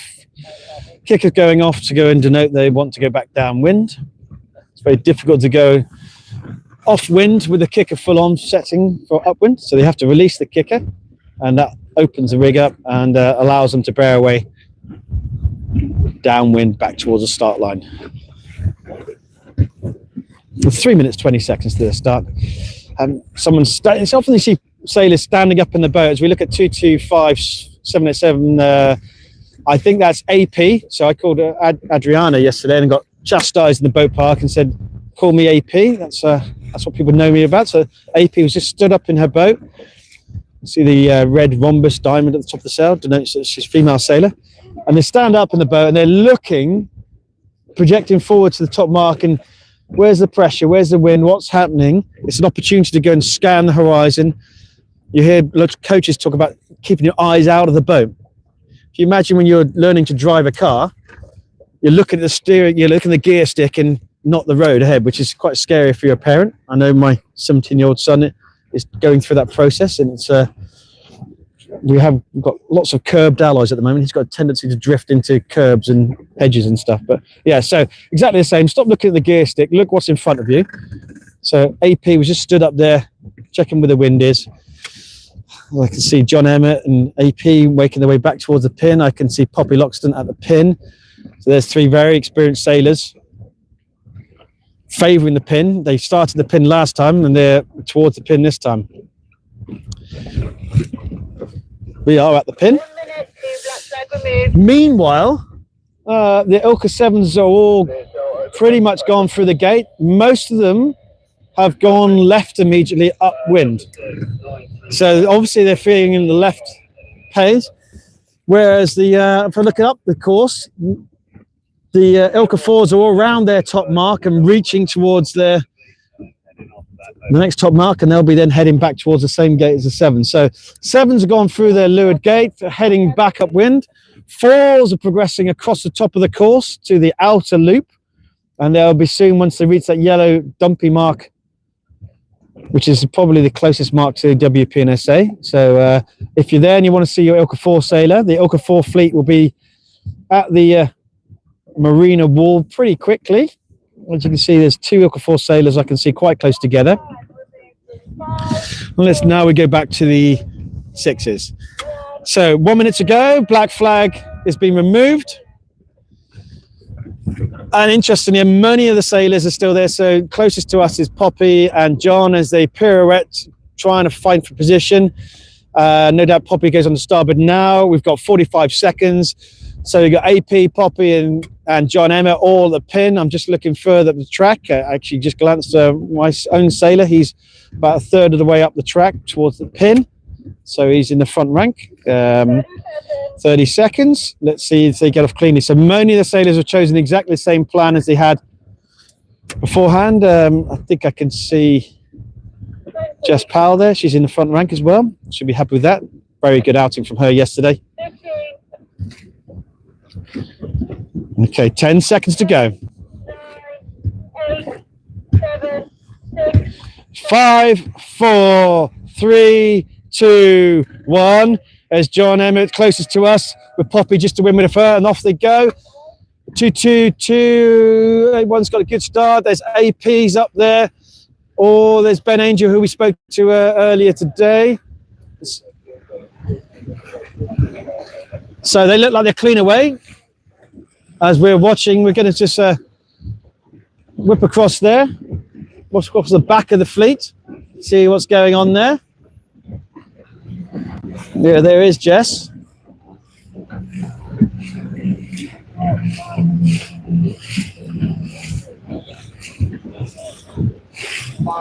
Lots of chat. There's my lad. He's on the starboard at the moment. He's just having a quick look behind him. Doesn't fancy, he can't tack at the moment because he's pinned. So he'll be trying to work his lane. Just in front of him to leeward of him is Ethan Rhodes. Those two trained pretty much all through the winter. At the moment, Ethan's got this slight edge on Harry. They're on starboard. A lot of boats tacking on port. They've got no rights. They have to go around the back of them, which they duly do duck around. Pressure's easing there. They're going to have to find a place to tack off because they're in dirty wind. They can't follow there. They're looking a lot to go and see, is there availability to go and tack onto port? So they'll be looking to tack as soon as possible as they're losing boat speed, as they follow other people. They really want to go and find a window there. Looking. They just, sometimes you just have to go for it. No, he does go for it. Bit of commentary on my side. Okay, bit of starboard. That's Monty there. He's on port, being called starboard by about 4 boats, but he managed to go just ease ahead. Someone's just tacked without looking there. There's a female sailor crash tacked, and Monty had to crash tack because they would have been collided. So Monty is a 212-943. There's Toby Wagger. No, it's not. Yes, it is. So I think Toby and Lewis were in the protest, which last night. There's my lad who's coming across on port, trying to find his way through.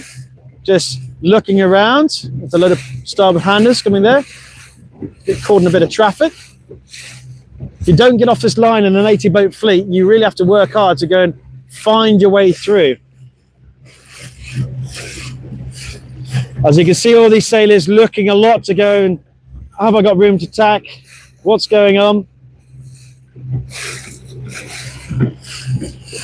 Remember, so the ILCA 6 is on the inner loop, so they're marks to the right.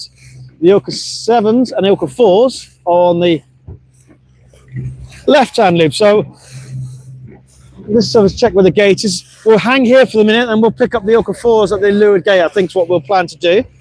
Then we can give you an update.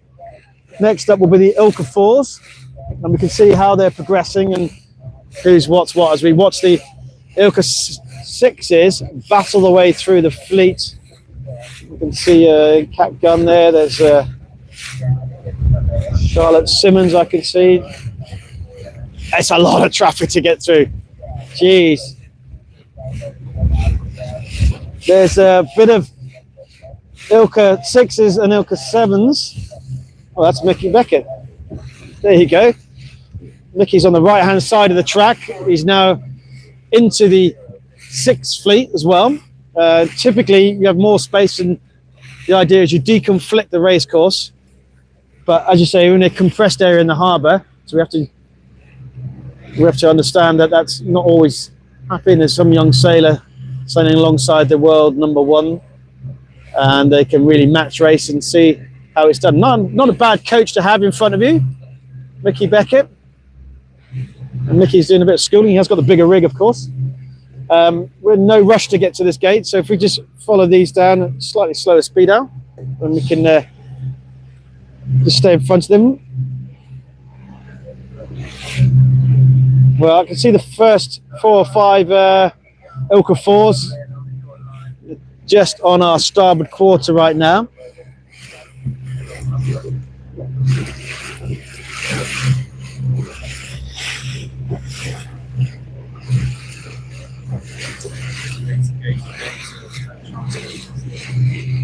Yeah.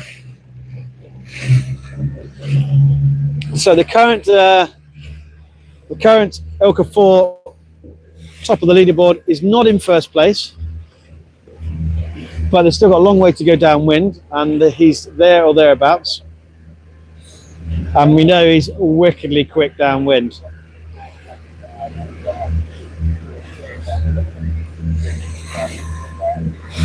So we're just motoring down to the outer loop leeward gates, and we'll position ourselves between the 2 gates, and we'll just go and watch what's happening. I was really interested to see Mickey Beckett on the right there. The whole of the ILCA 7 fleet went left. Mickey went right. So, yeah. Maybe he was worried about 70 ILCA 4s coming down this way. I don't know. But I don't think Mickey probably worries much about anything being the world #1. It's quite nice driving away from the wind, so the apparent wind's gone and it's nice and sunny and warming myself up. It's got a bit nippy there. I thought I'd have a jacket on. Thankfully, Alex is a very experienced helmsman. He's looking after us today. It's actually very tricky when you're, helming a powerboat with 180 ILCAs around and thinking about safety of the crew, where to position the boat, making sure you're not interfering with the sailors. And it takes quite a degree of skill and experience to go and do that. And thankfully, Al's looking after Mark and myself. A little bit less posh media boat this week. In Warsash, we had the delights of a big Sunseeker. Thank you very much. It was a very comfortable, luxurious journey. Although I didn't get a cup of tea, I should add, and the heads weren't working. So. Was that Vice Commodore Snaps? Is that Vice Commodore Snaps? Yep, that's what we call our Warsash photographer, who's kind enough to facilitate the Sunseeker. But hey, we're very grateful. And voluntary snaps, although he's probably going to be editing those 2,500 snaps on one camera for many days to come. Okay, so here we are. We're at the bottom of the gate, the outer loop, and we're in the middle of the gates there. Okay, I can't quite make out. Do you know what? I bought some binoculars and I didn't bring them. That's silly of me. But if I think I can see 6446, so cell number ending, I could be quite 6446 is in the lead.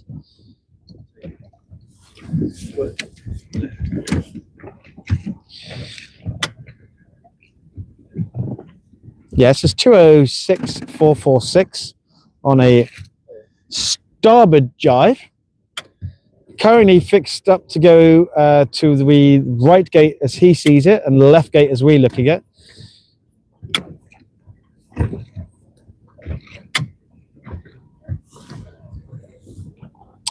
The second boat appears to be 212405. I'm looking at my assistant now. Mark, do you recognise those sailors? Nice. Okay, here's 66 So 206, 446, looking like they're opting for the right-hand gate, followed by 212, 405, equally going for the right-hand gate. And in third place is 227, 503. So everybody's going on the right gate as they see it. Oh no, this and left gate as we look at it. I think, is that Toby? Is that Toby Turner? 241490 rounds in fourth, followed by 226641. So Mark, who's holding the camera, will be happy to see his son in fourth place. He's got to hold his son, pinch up, squeeze on. Okay, so interestingly, Tom Simmons, who is 1, 2, 3, 4, 5, going round jointly at the same time as sixth. He's following the left-hand gate. He is the sole person to go on left-hand gate. He'll back himself there to go upwind, find some clean wind, get some boat going. Going around the same time as Thomas was 21111. I'm hoping you're watching the track. So there are our lead sailors. Toby Turner, he won the race 3 last weekend at Warsash, so he was very happy. So he'll be happy to see himself up in fourth place. And Tom Simmons is just showing a controlled regatta. He's a wily, canny regatta. Lots of people can sail fast, but doesn't mean you can race fast sometimes. It's racing is a skill in itself. And I can see 189,093. And looks like Felix Harl is aiming for the left gate. So there's a few more going left now. There's Felix jibing now, 206,192, Parkstone Yacht Club. There's lots of talk. Again, remind ourselves we're looking at Rule 18. It's a mark room. So that 3 boat length. Was that your lad? Yeah. There we go, 227536. I would say, yeah, okay. Here is Pippa, we spoke to earlier, 220152. She's made her way through quite nicely. She took the committee boat start, remember? So she was the one furthest right off the line. So she's probably in about 15th or 20th place at the moment. There's more sailors going to the left now, following Tom Simmons' route there. It's not a bad thing. Look, squeezing that sailor out there, squeezing with a fine room. Look at the sharp angle they're coming. It's this, I'd be tempted to go into the left-hand gate if I was coming on like this, because it's going to be a handbrake turn. Are they going to give the handbrake turn? There's an overlap boat there, so 216655 is inside of 227533, holding that. They're all talking to each other. So inside overlap, there's no room there. You can't squeeze them. You've got to give them room. You've got to hold out. That's Charlie McKenzie, I believe, 227518 of Salcombe Yacht Club. Just reminding that I'm the inside boat, so you cannot squeeze and shut the door on me. I can see Emily Banton. She seems to be in the distance there, going to the left gate, but she had a main sheet caught around the aft quarter. I remember sailing what was then known as a lasers, and there's a technique, the main sheet flick technique, to stop your main sheet catching the port or the aft quarter of the boat and unceremoniously dumping in the water, embarrassing in front of your friends. But she was just untangling herself there, opting for the left gate. So what we'll do in a minute is actually the ILCA 7s are already coming down. There is Finn Rhodes making his way upwind. He opted for the right gate, but heads off and off to the right.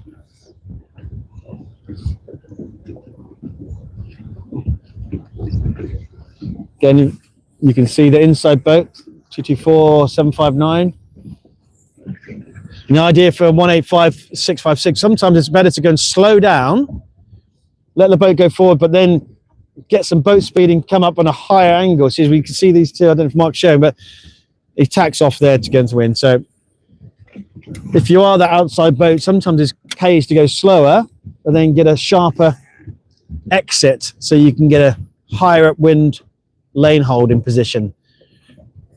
So if I was 05049, I would not be happy sat there. He's pinned with the boats behind him, but he's sat there. He's just bearing away to get some boat speed. That's quite clever. get the boat speed up, get the foils working, get the flow across the foils, get some lift.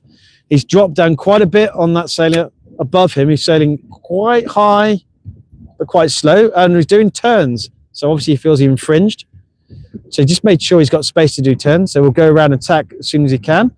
He might as well tack slightly upwind, which he is doing so. No point tacking underneath a boat. So get yourself a lane, get yourself going. So obviously he felt he infringed, and well done, young man, for exonerating yourself with penalty term. So that, from what I can see, is all the ILCA 4s have rounded the leeward gate, and we'll stay here because coming down towards us now is the ILCA 7 fleet. And these guys, if you watch them, this is the one thing I've really learned this weekend is how aggressive they are downwind. You think, you know, often taught to go and keep the boat still, think like a cat, get your foils up, don't use too much rudder. But these guys just roll jibe all the way down, trying to create speed wherever they can. That gain, super aggressive on the boat handling, and it's a real eye opener for me. And something I'll take away from this weekend is how active they are in their boat, how physical they are, just trying to work the boat as hard as they possibly can. Clearly, you've got bigger sail, so different dynamics. As I sit down and crouch down in the front of the boat, we're pointing towards the left-hand gate, where most of the front of the fleet here on the ILCA 7s are towards the left-hand gate as they see it, or the right-hand gate as we look at it, because we're looking up the course. That's the first boat, 223070, opted for the left gate with the red buoyancy aid. Goes round neatly.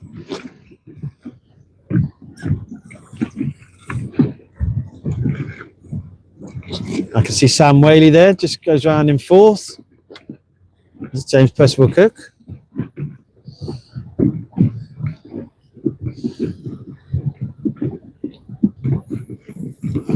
I think, I'm not sure, but that looked like, let me just see.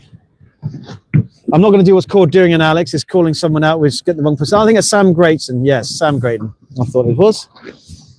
Well done, Sam. Probably the first of the younger generation of sailors.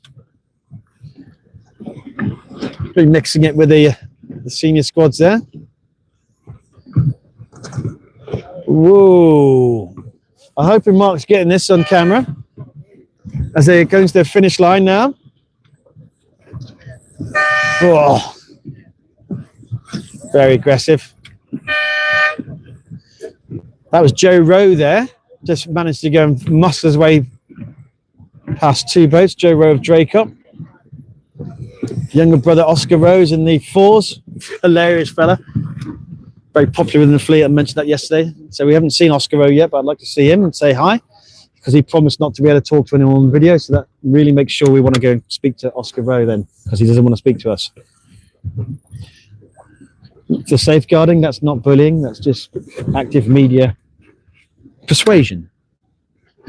But we're yet to spot Oscar.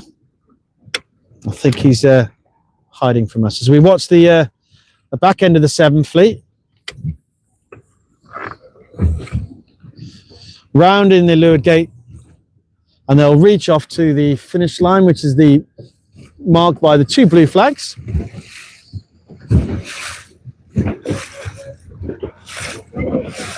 You can see 209.95 zones, so you've got no overlap.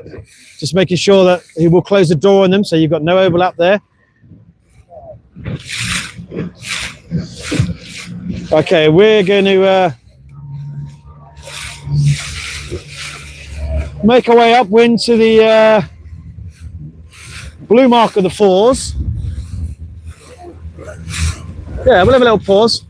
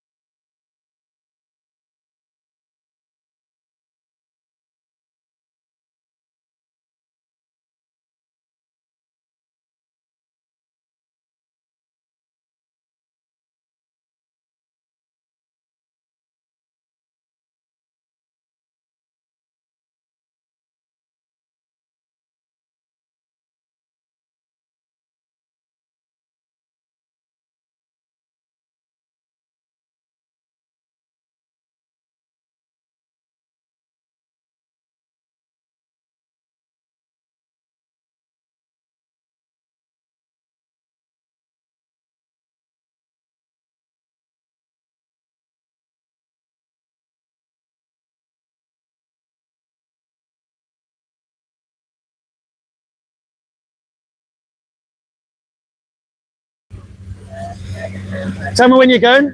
Volume. Okay, so we're made our way to the full course.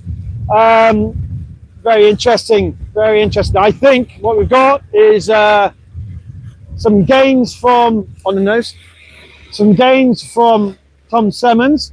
I think he's moved up to probably 3rd place. Maybe 2nd place. Let's have a look. Yeah. Yeah.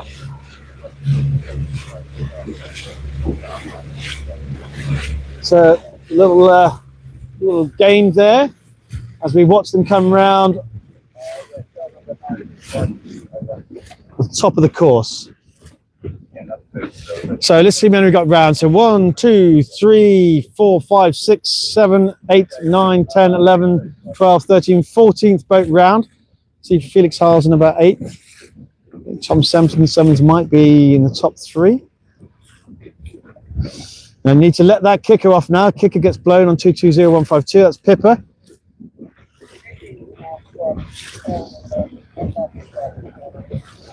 It's always nice to see him come around the top mark. There's a bit more action there.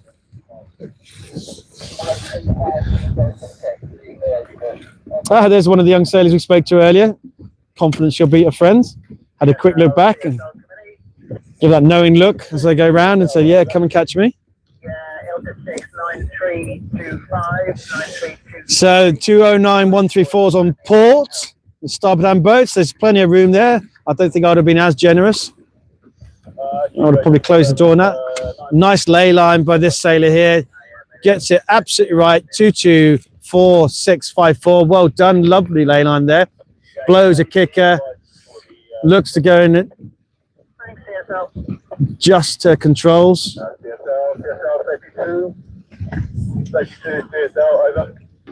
And here comes a good batch of sailors there.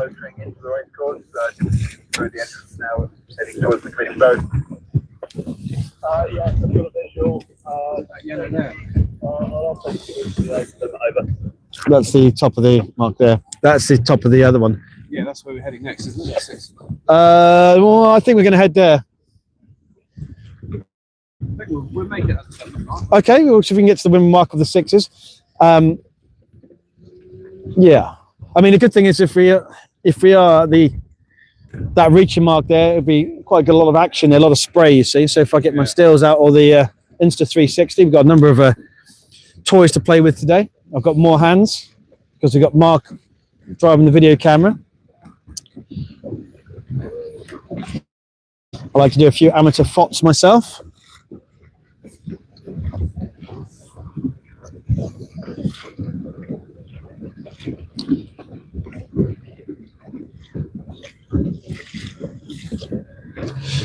So I wonder who's the youngest sailor in the 4 fleet. So we know we met Laurie Lamb in the 6s. He's only 13 years old.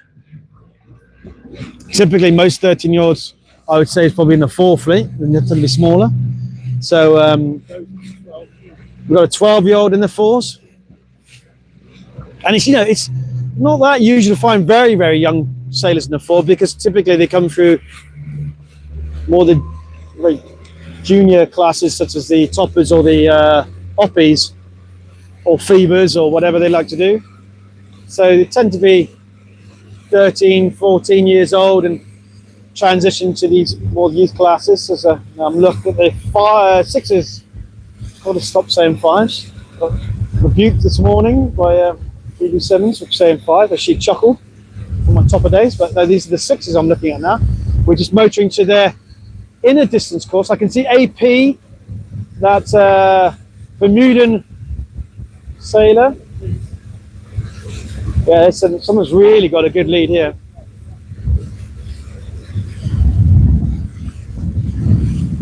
We're going to the top of the inner loop.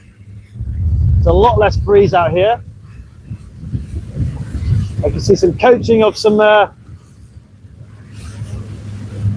foiling wasps in front of us, and I can tell you now the wasps are not foiling, so they're just very much displacement boats, hoping for a bit more wind speed to get up on their foils and zip around. I can see a coach boat there. How many wasps can I see? 1, 2, 3, 4. 4 foiling wasps who are not foiling. Not my area of expertise, but I'm reliably informed these guys can get on the foil at about 8 knots of breeze. So that should give you an indication of what we're looking at the top of the course. Probably less than that. Still a long way to go to this for the fleet, but it is starting to spread out. They'll all come together again when they get to the mark. So pressures for most of the pressure, I say, is the middle of the course. So work in that middle, keeping in phase. I do see a Bermudan sailor towards the top. Safety 5's on station. Interestingly, the Wasp has got a coach boat alongside him with a wing on the coach boat, inducing foiling for that sailor. So yeah, it does help when you've got 80 horsepower of Yamaha VSR pushing you onto the foils. And now they're pumping away to stay on their foils. No doubt unceremoniously be dumped back in the water. They look great when they're going, but they look pretty wet and dull when they haven't got enough breeze. So and touchdown. And they're now a displacement boat. And here we are. This safety 5. Give a little wave to safety 5 and then a little wave back. Thank you very much. That's generous of them.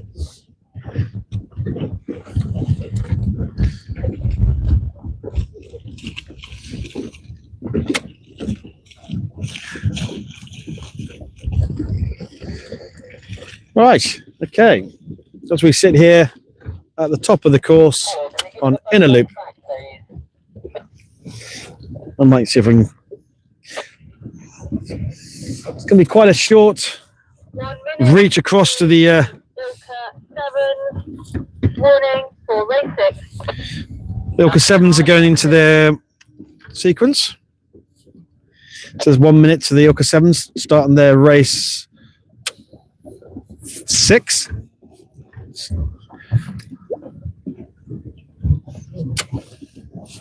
A little bit far out for me to go and tell you which sail numbers, but I do see a Bermudan sail.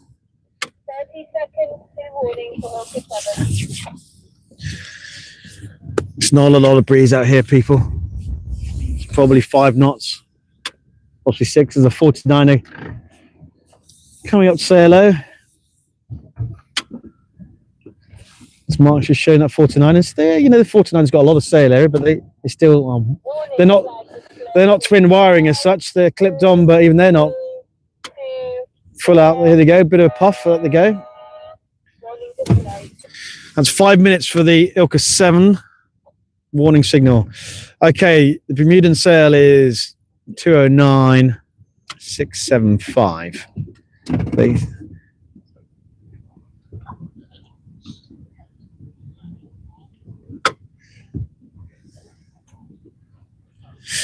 As we just settle in to go and watch these sailors working their way up. 30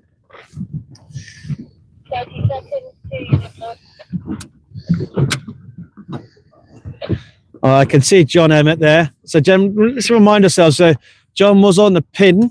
He was the second boat closest to the pin. I think Poppy won that pin battle there.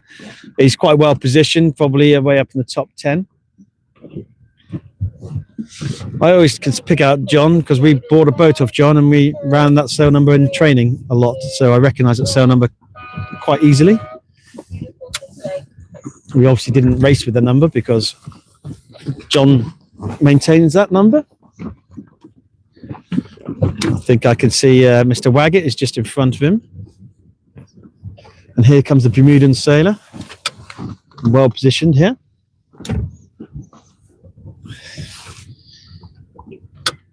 Is that Lewis Bacon? 226645. The Bermudan sailor, as I called it, makes his last tack to the ley line. They'll be slightly cracking off and going onto a reach. Nice tack by sailor following. 226645. There you go. Daggerboard's up, kickers off. As he makes his way down to, reaches across. Oh, well, there we go. That's good to see. I think that might be Chloe Great in there. Older brother Sam's going well. Chloe just crosses John Emmett there. And there's right behind Jess. Poppy squeezes the side there. I think Jess has called protest on there. No rights. Just Poppy was on port. Jess said, and Julie does a turn. So Jess, Chloe Great, and Poppy. There's Toby Waggett. Poppy does her turns. She really just said, I'm coming in there, come what may. Jess Powell said, I don't think you are. And now Poppy's lost a lot of time in that penalty, so she won't be happy with that. But, you know, that's the name of the game. She took a calculated risk. She could get in there, and she couldn't get in there. And Jess Powell said, I don't think so. Please do your turns. There's Lewis Bacon, who we spoke to, 224685. You know, he's well positioned. He's probably 1, 2, 3, 4, 5, 6, 7, 8, 9, 10, probably 11th position there. There's Jake Davies there of Warsash. Jake had a very good race, won a race last weekend. Jake Tax is probably going to go round in 12th. Well done, Jake. He'll be delighted with that. It's a low scoring race so far. He'd be happy with that. There goes Jake Davies of Warsash. I can see Ethan just further down there. Ethan Rhodes, that is. The black motorboat and the white cruiser behind it. Oh, there's a port hand that's going across there. Let's go around the back of these. Oh, that's, you know, does he interfere with that sailor behind? Just about gets away with it, I think. Ethan's lining up to come in on port. So there's a Bermudan sailor here.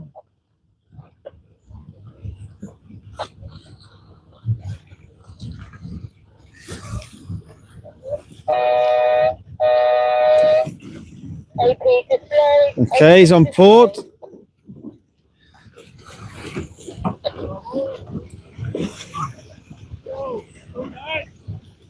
Okay.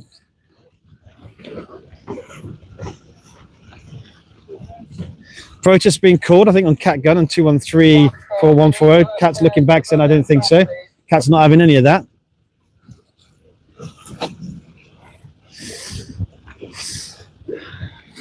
Nation said, my lad's having a bit of a stinker. So he won't be very happy with this race. This looks like it's going to be a discard. So, hey, let's see. You're caught up at the start.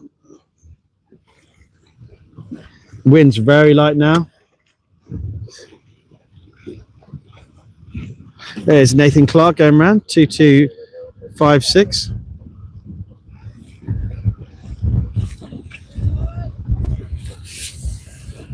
Starboard being called again.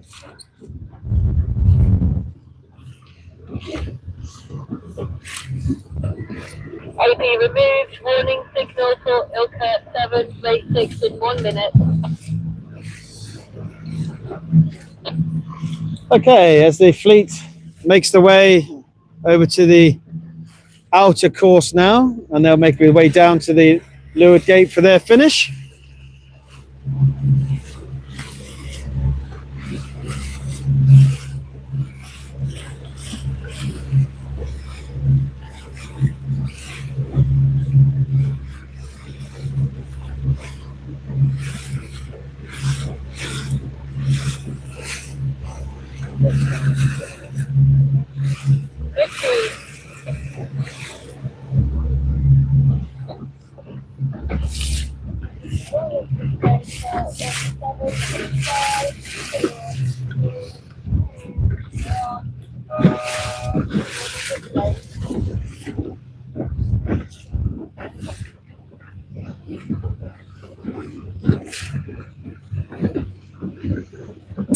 There's not a lot of action at the moment. It's a bit of a procession at this stage. It's they've all got the same waterline length.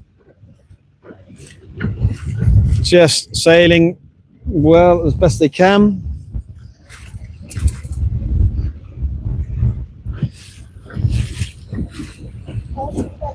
So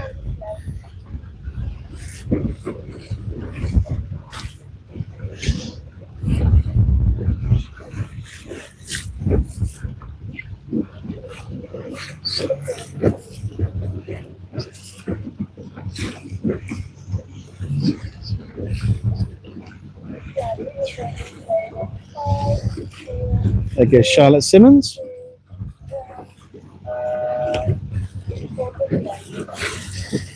So as we look towards the last few boats, the last 10 boats, that's Laurie Lamb, we spoke to earlier, youngest in the fleet.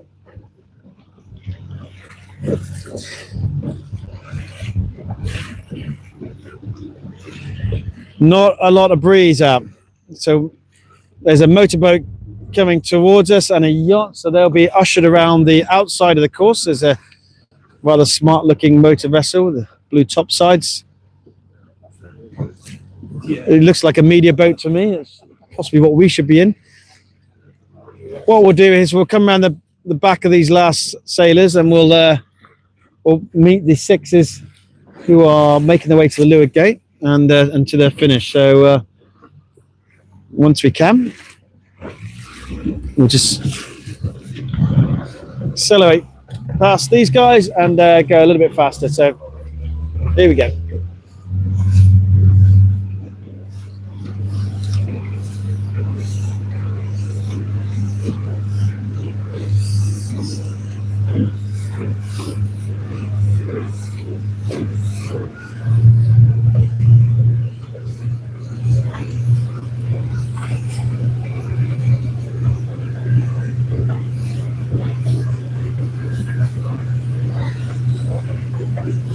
Well, the wind is dying a bit, unfortunately. Race officer's done a great job to get one race in for all three fleets.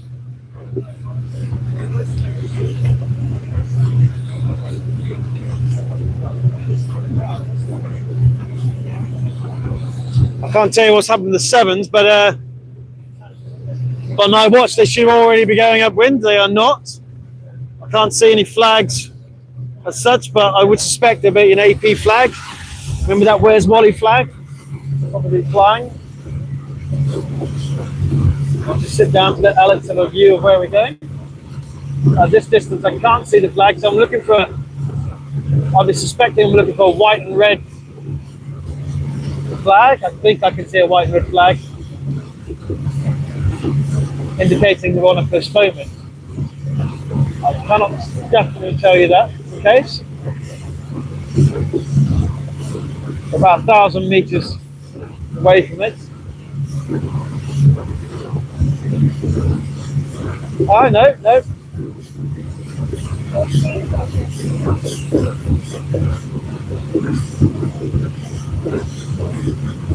I think I do see a postponement flag. I'm not entirely sure. No, here we go.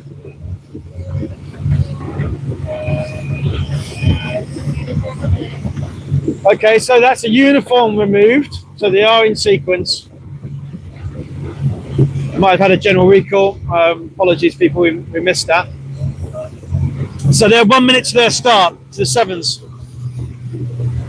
It looks like Alex has decided to go to the sevens.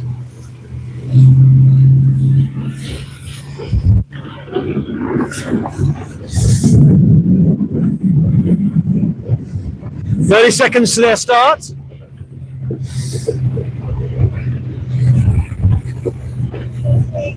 "20 seconds to the seven start. We are making our way there. 15 seconds to the seven start.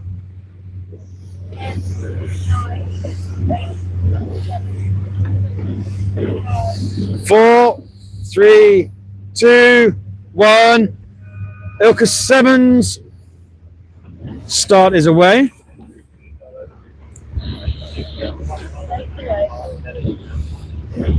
Sam Whaley is the furthest to the pin. I think that's Mish Collingridge behind him. Whoa! There's a collision there. Watch out, turns.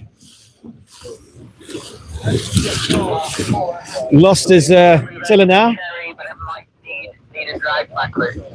That was a collision. Going around again.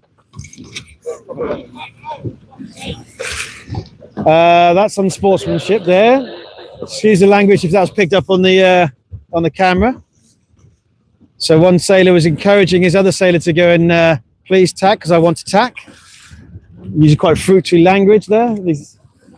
Yeah. We don't need to talk about who that sailor is, but they'll know who it is. So all 69 potential if I was there hearing that. But that is not our job. So we just saw the ILCA 7s get away. Saw a collision there, doing turns to exonerate. Now we're heading back towards the finish line of the ILCA 6s. There's a gaggle of 29ers to our port. Kites up. They do have their crew on the wire. I was talking to one of them in the boat park. I know one of them should be Holly Norton, a former topper sailor, out with her new sailing partner in the 29er class.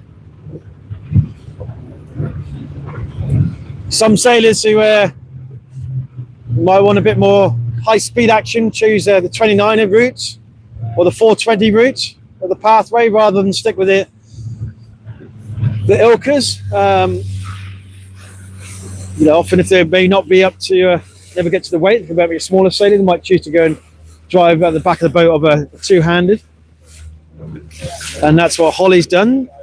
She's out of Parkstone. She's driving a 29er. Another interesting thing about the double-handed is the dynamic of boat ownership, sail ownership, crew and helm dynamics adds more complexity. So there is something that we didn't have to worry about in the ILCA fleet. Thank the Lord.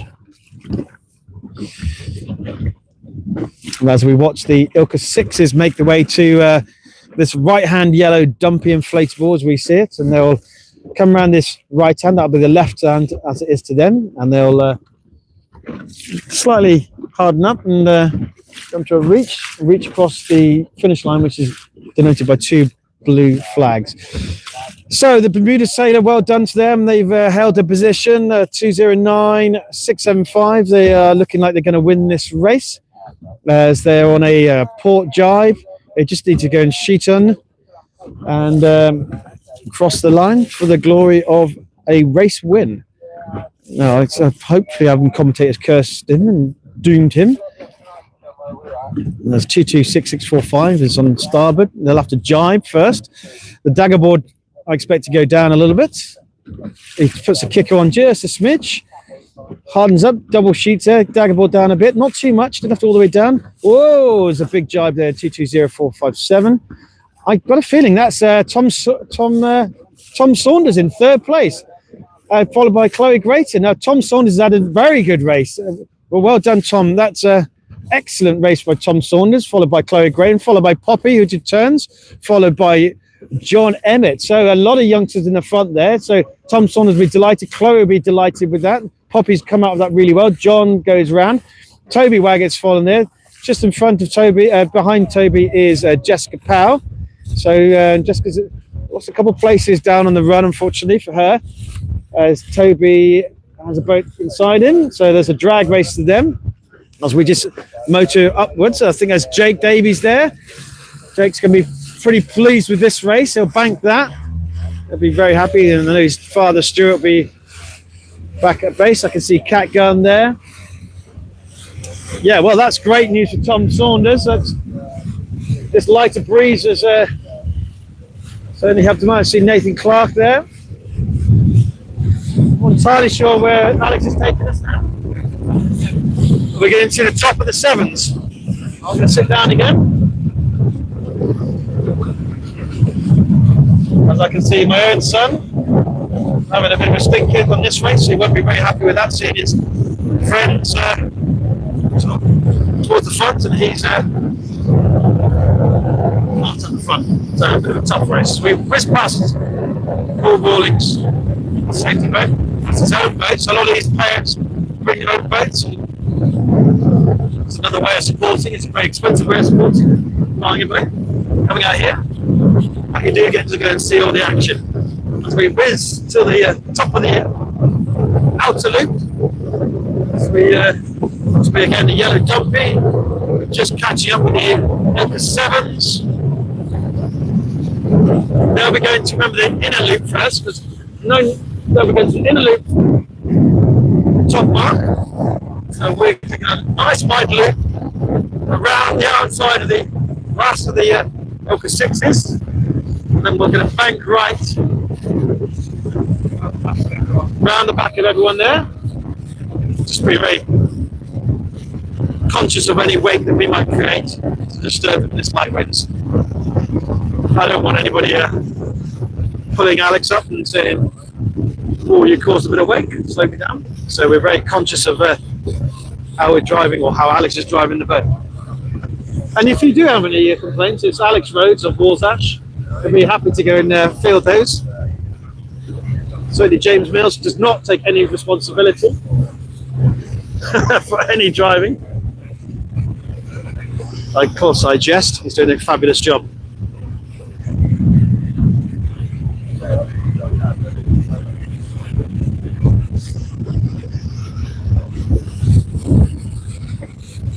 So as we make our way to the top of the course, back to the inner loop, we have the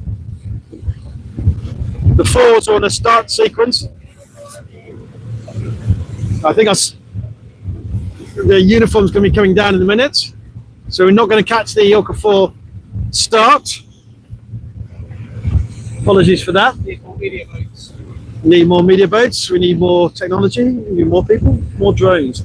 If you have an interest in doing a lot better job than I can be doing, talking and waffle, there is an opportunity next week, potentially, to go and take the microphone and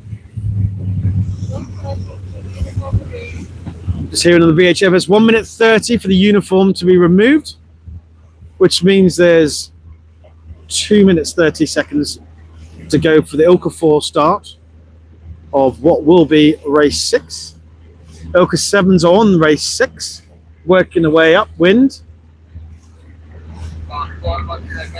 Quite a lot of aggression, a lot of action at the start of the ILCA 7 fleet race. A bit of a collision, some fruity language. Again, we don't encourage that, and it's not something the sailing would encourage. I might find someone having a little quiet word with that sailor in the boat park. Whilst it's frustrating, you might not want to go where you want to go, but you still can't be using that sort of language aimed at anyone particular. 30 seconds. Hopefully that wasn't picked up on the mic. It's very rare, actually. Considering there's 180 boats, it's pretty respectful.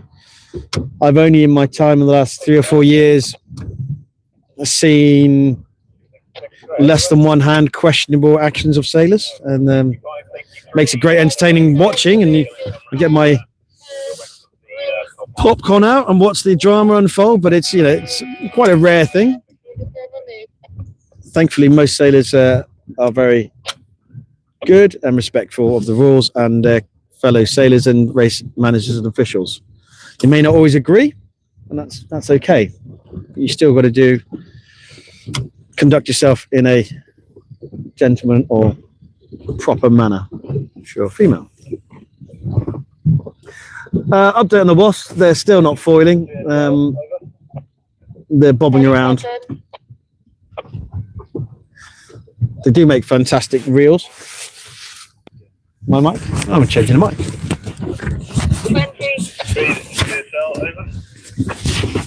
Just have a change of mic, probably battery. Hopefully it's... And the next one, let's just enter the harbour. Okay, here comes the sevens.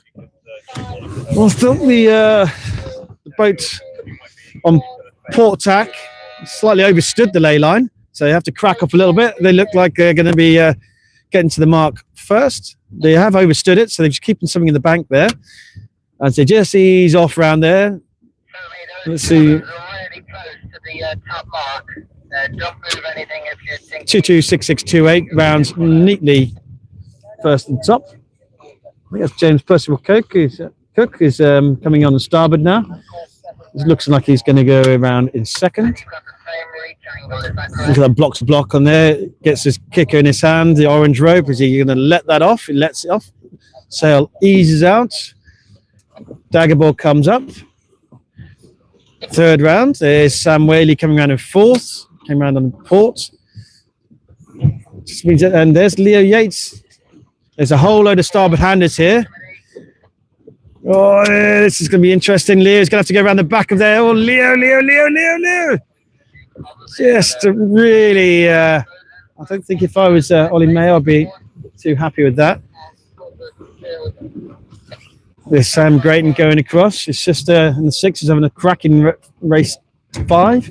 These port handers have got an awful lot of problems. There's Hamish Collingridge. Don't have room anymore. He's having a good chat. I think he's talking to Joe Rowe. Yeah. Hamish and Joe exchanging conversations, all good mannered, but Joe needs to take his kicker off as soon as. Yeah. Yeah, to make the big. Hamish wasn't overly happy, but there we are. What you could do if you wanted to, you could go and move QA across and make a true beat for the forwards. True beat, true run. So do QA first and then go to 2. Yeah. And this is the back of the 7s now.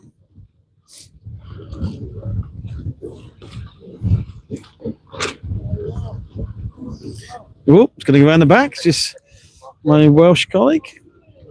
There he goes. And there's Mr. Whitaker. Just a lot of chat. What was that? Was it a bit of on water reporting from Mr. Whitaker, Commodore Draycott? Bit of a disaster. And that's not my quote, that's his quote. I don't know who's that aimed at. Is it aimed at himself?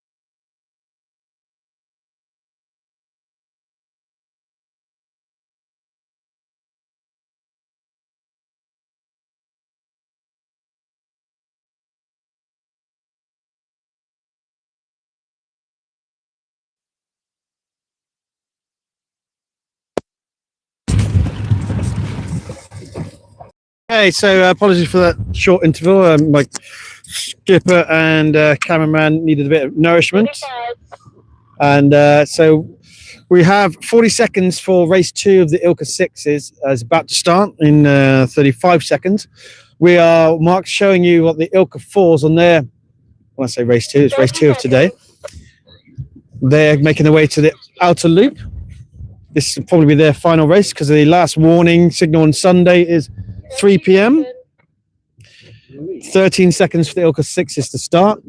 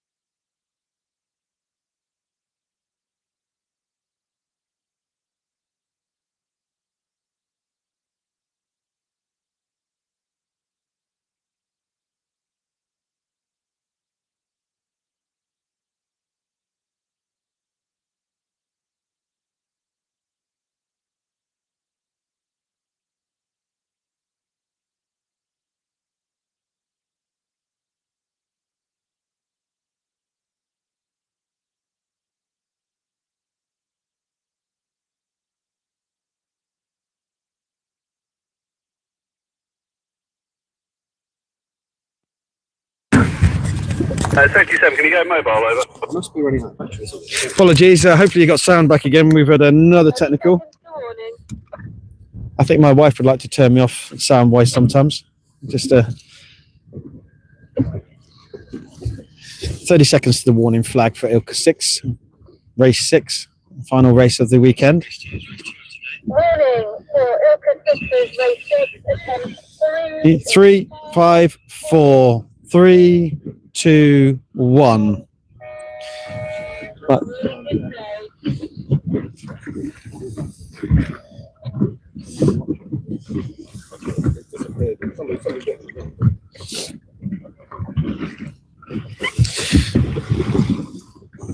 Okay, I think I'll get my stills camera out and take the opportunity to get some pictures. It's quite a nice day. It's chilly though. 30 seconds to black flags. That means 4 minutes 30 to go to their start. I must admit, I am a bit chilly. Maybe I need another jacket. It's 6, 7 knots. I would suggest.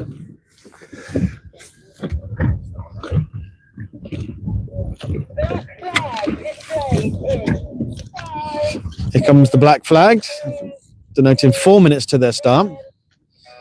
Black flag is displayed.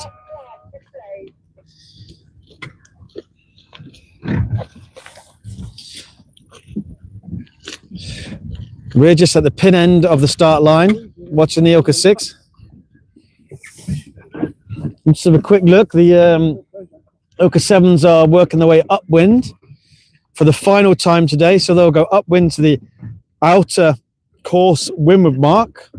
Then they'll go downwind through the gate and finish. So that's the ILCA 7s. ILCA 4s, meanwhile, they're making their way through towards the leeward gate. So we've got now 3 minutes and 20 seconds before the ILCA 6s start. The ILCA 4s, I mean, to be fair, there's about 4 or 5 abreast at the moment, so there's no clear breakaway leader. I wonder if Toby Turner's maintained his lead. Mark's quite keen to get across there. So I hope we're going to not miss this start, though, because we're here now. So that's me being passive about telling our crew to get back onto the start line, behave themselves.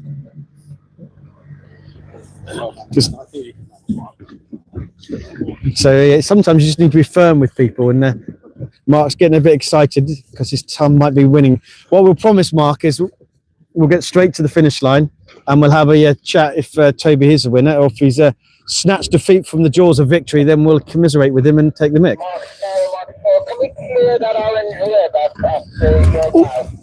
Okay, we've just been asked to move off the line, so give the. So we've just been politely told to time to buzz off. I wasn't on the line. No, I know. So just because the orange of our rib, it hits with the orange flag, and there's a whole sea of orange. I can tell you, Poppy and John down this end of the pin end, we've just moved forward of the line just so we don't disturb them. I'm just going to get my lens out and see what's what. We've got 1 minute 46.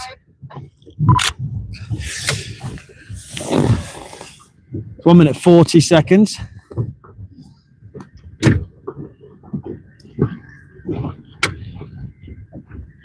So that's 1 minute 30 seconds to their start.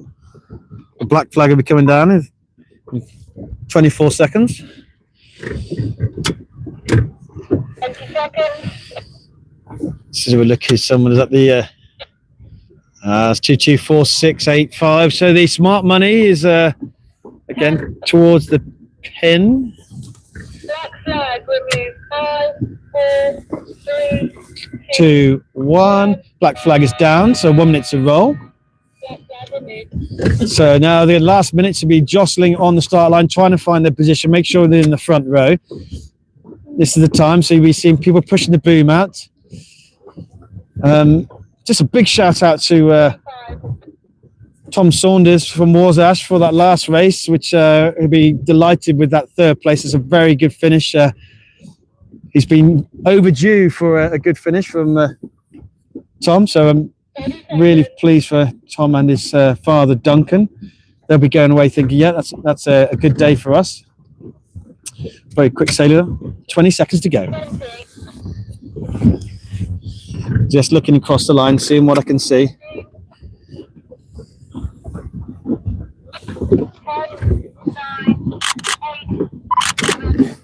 5, 4,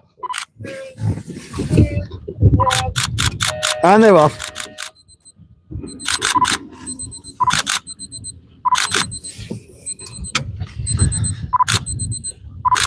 As I'm snapping away here, so I'm not commentating, I'm too busy taking pictures.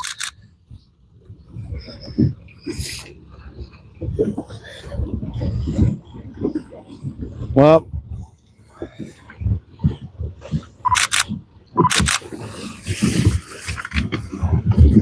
looks quite a clean start.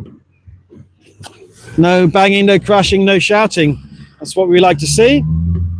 And now, as we promised, we're going to get over to Mark because he's having a bit of a father moment. The 4s are just getting to the leeward gate. We're just whipping up to the finish line of the... Oh no, they're going back up. They're going back up again, so they're not finishing. ILCA 4s are now making their way up for the last time today.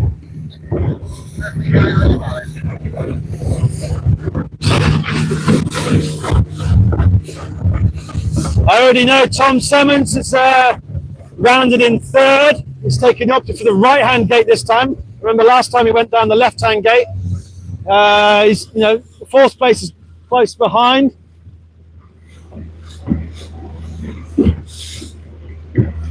Quickly looking back at Mark, see what he sees. Mark can't see, he's very old and decrepit. We think he might be Toby Turner might be in 2nd place at the moment. So we're back down the, it's Harry Dent's of the Dent's dynasty. So that's Sam Dent's younger brother and Harry Dent's. And there is Felix Hall, Parkstone Yacht Club, coming down, uses the option for the right gate. There he is. As he puts his kicker on. There's quite light winds on this side at the moment. So we've got starboard hand boats going upwind, port hand boats going downwind. Felix decides he doesn't fancy that, so I'm going to go off onto the right. I think that's probably a good idea. There's a lot of traffic, a lot of disturbed air. Most of the boats are going around the right gate at the moment. But even if you go around the right gate, it's, you're into a lot of this. Finley Roads. As he has a quick furtive glance towards his father in the media boat. Ethan, Alex duly obliges, so I'll give it a nod of approval. He's happy, so we've got 2 happy boats here. Finn, very aggressive in his boat, Finn. I'm sure we'll be talking about him smoother, was faster. There's Pippa going round there. We spoke to earlier today. He's a very assured, mature sailor, actually. Pippa does a lot of things right. Yes. Where is Ruby? Ah, is that Faith there? So there's 220514. That's the sister of Toby. Very distinctive main sheet. Is that a pink main sheet? It is a pink main sheet. And pink gloves. So obviously pink's a favourite colour there. Other colours are available. As long as every form of cerise.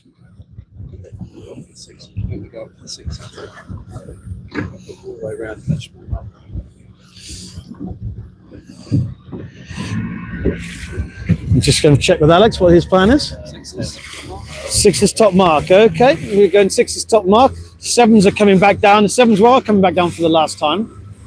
I'm going to sit back down as we go the long way around the fleet.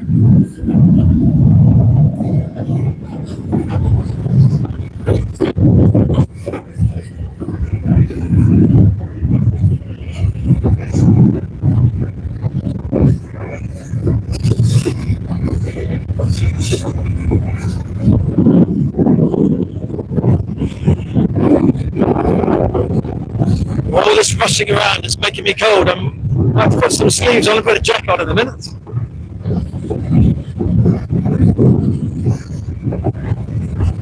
So just passing Tom Summons, who's tacked back onto port, pushing to go finish the weekend with another podium finish. He's currently in about second or third at the moment. I think he's third. But there's a lot of this race still to go, and you know, you wouldn't want to bet against him going downwind.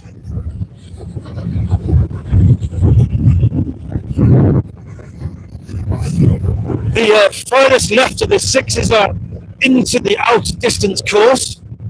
So I can see a six sailor sailing in front of a seven going downwind. That's a long way left. It's banging a corner.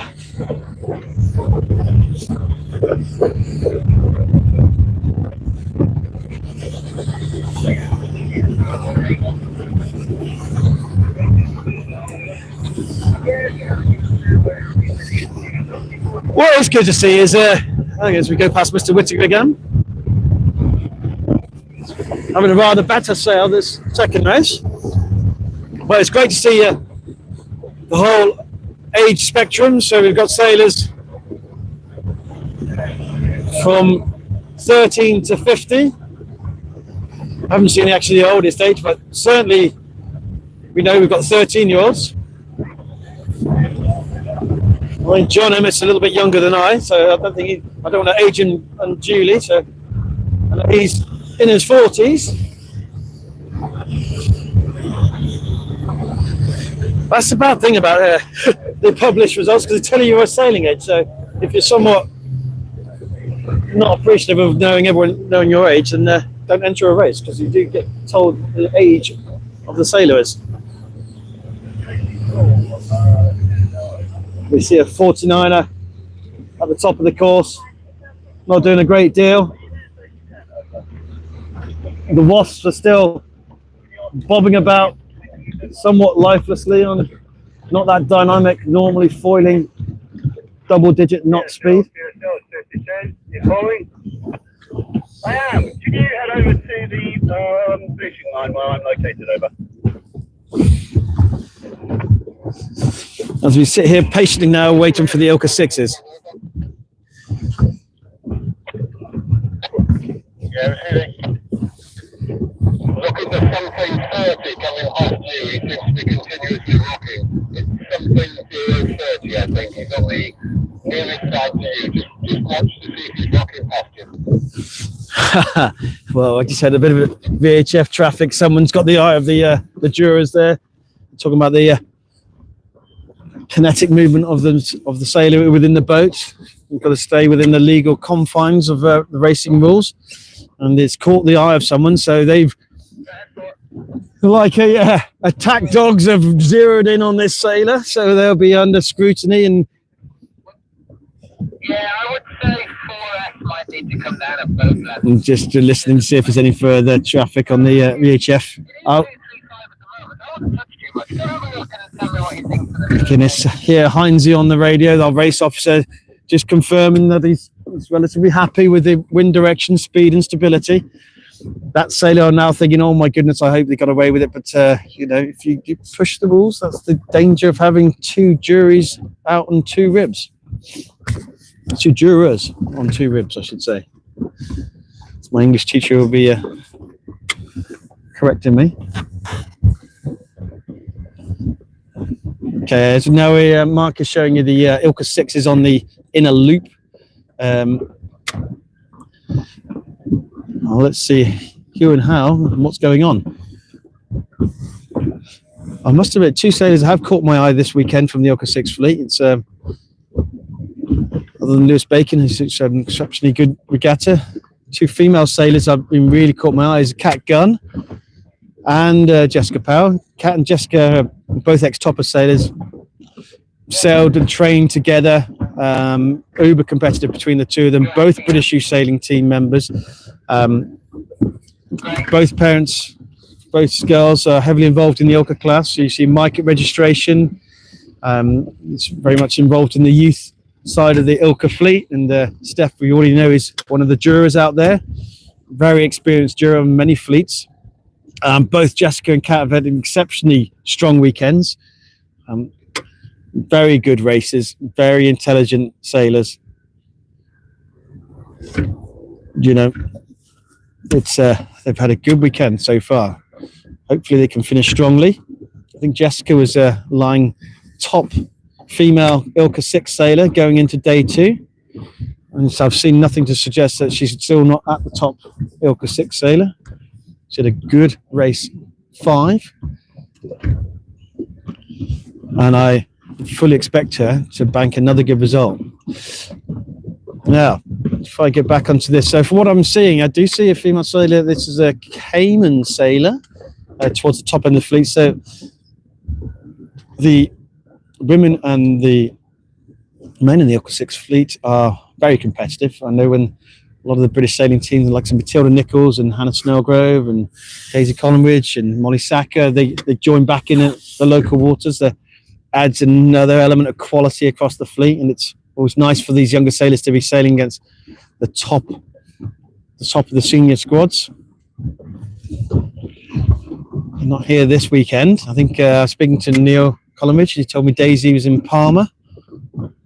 Somewhat sunnier and warmer climes. It's been quite blessed. It's not raining, but Palma does sound quite nice.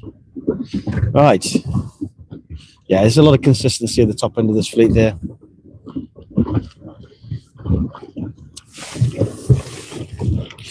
So the normal sail numbers. Just going to grab my camera. Get a couple snaps. Not quite professional standard by any means, but I'll give it a go.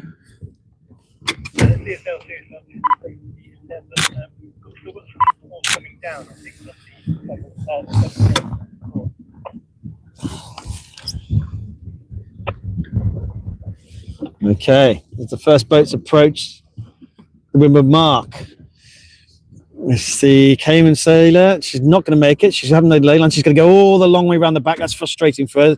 That's sailing the wrong direction, but stays legal.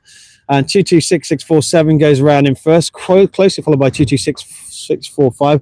But I have to say 220039 was first to the mark, but unfortunately they were on port. And I can see Chloe Grayton coming up. She's had a good day too. So Chloe's there alongside my own son, who's redeeming himself from. No, it's not my son, unfortunately for me. But so he's not redeeming himself. He's still still having a bit of a challenging day. Oh, the hope has just been dashed away from father. Chloe Grayton, though, going round nice in about 4th place. So what do I know? I hope you're all laughing at me back there if you're listening to this.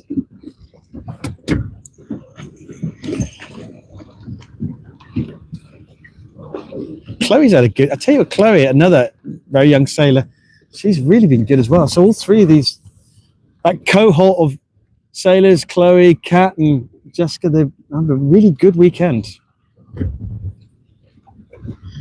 Very good friends, often hang out together.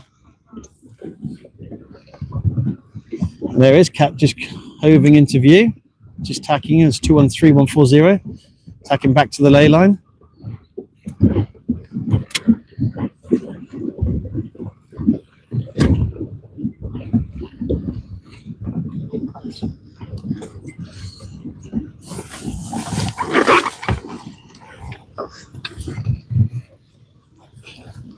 As we watch these ILCA 6 sailors go around the top of the course.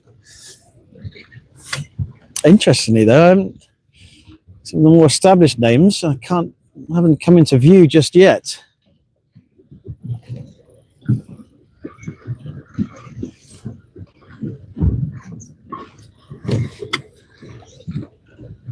Oh, there's a whole host of 6s coming in from the right-hand side of the course. I'm not sure that's paid, of which I'm pretty sure my son is one of them this time.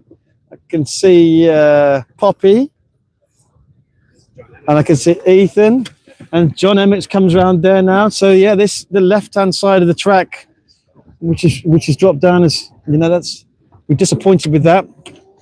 Oh, did I hear a clash? Whoa, oh, oh! Someone's It's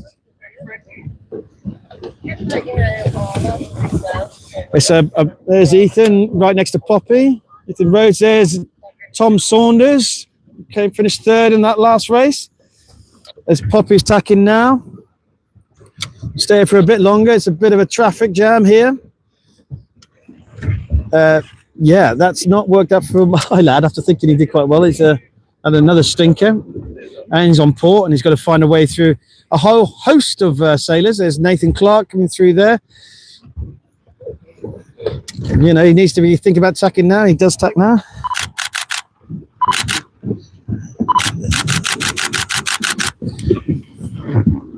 Oh, someone's tacked right in front of him there.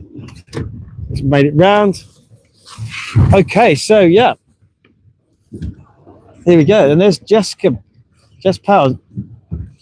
A bit further back again. She won't be very happy with that at the moment.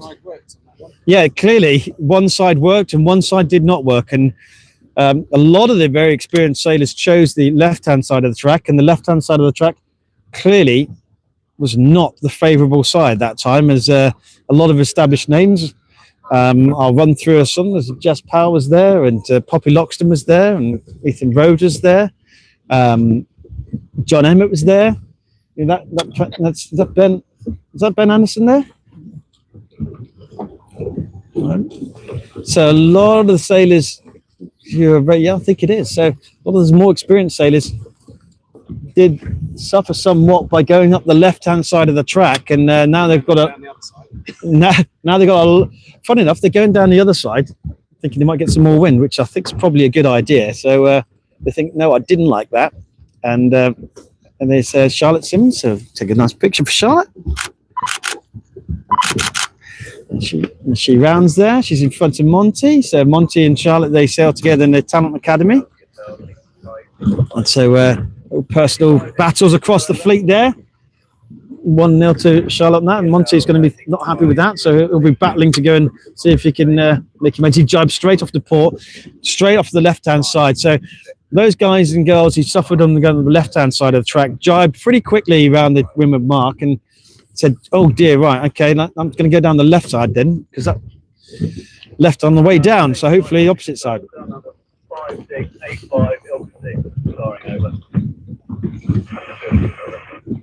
So this is the back end of the fleet. I'm looking now at the ILCA 4s. They look to be appearing to go to the finish line. Okay, so we'll call that in. Okay, thank you. Yeah, have you told them? So 0958, so the top of the course. I understand, you know, he's at the back of the fleet, so he's decided to go and retire and said, you know what, I could sail down all the way down here and back up, but I'm last at the moment. I'm quite close to the marina. I think I'll head in for a cup of tea or a bit of pasta or whatever your fancy is. And to be fair, I don't blame him at all. So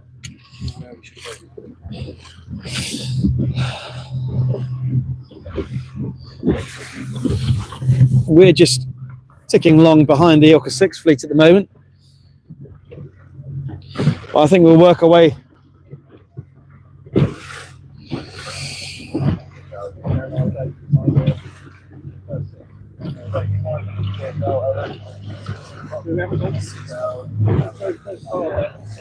Yeah, we're going to see. We haven't done a 6 gate today, so we're going to go to the leeward gate and watch the 6s go round. So looks like we're going to stay with the 6s for the remainder here.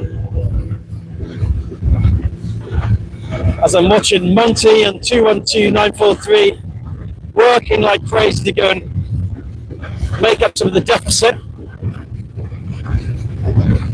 See one of the red lateral channel forehand markers going past.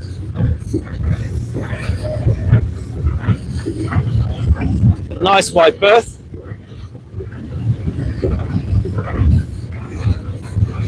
The first of the 6s is coming towards the gate now.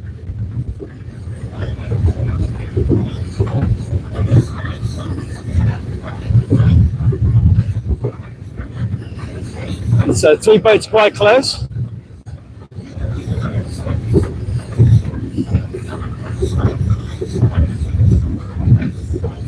can see in the distance the ILCA 4s are reaching to the finish line. I know Mark will be very keen to see if Toby's maintained a podium position.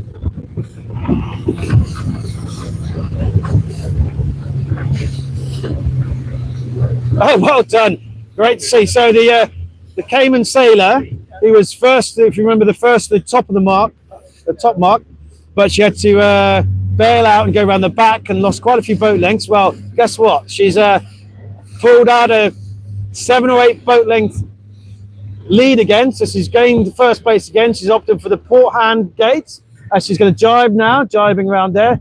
So well done her. She conceded 2 spots at the top and then gained those spots and some distance again. So, you know, she's a lighter sailor there. Look at Chloe Grayton there. Really good races. Here we go. There's the number 2 boat going around 226645. Well, 226647. And Chloe going around in 4th. She's had a cracking day, Chloe Graham. She's really on it. Second girl.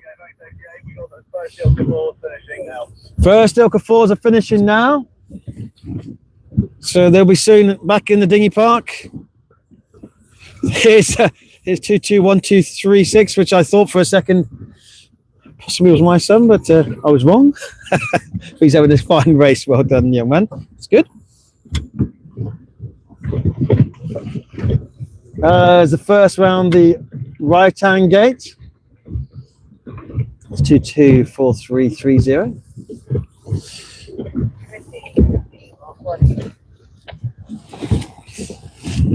I'll be interested to see how John's done. John's a canny sailor.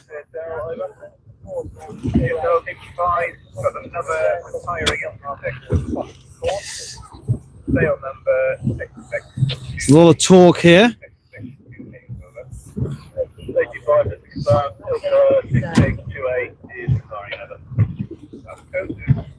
Oh, lost his tiller there. It's a 221934. Jibed, dropped the tiller. Has to go back round again because I didn't make it round, so that's frustrating for them. They lost their. I don't know, here's Dave Rowe from Draycott. Hello, Dave. Dave gives us a wave. Watching his son Oscar Rowe and watching his son Joe Rowe. He's on the jury boat today, so he's not a wanted sight, but it's lovely to see Dave from Draycott. A big Draycott contingent. And here is John Emmett. He's coming round there.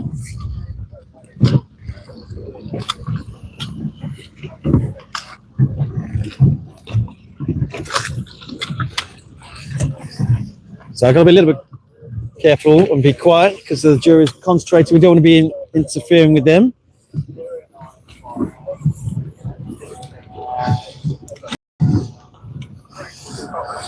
Oh, there's Tom Saunders from Warsash.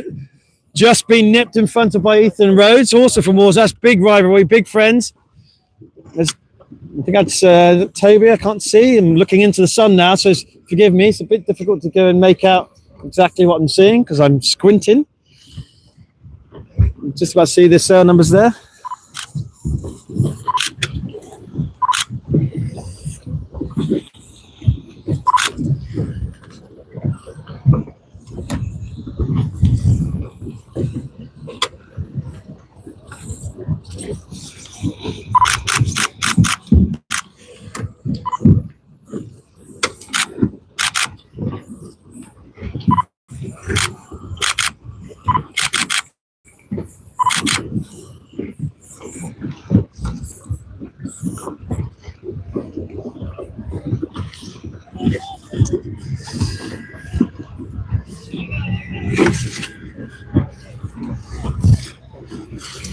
Right, we're making our way back up with the 6s by the looks of things. A lot of chatter between the boats.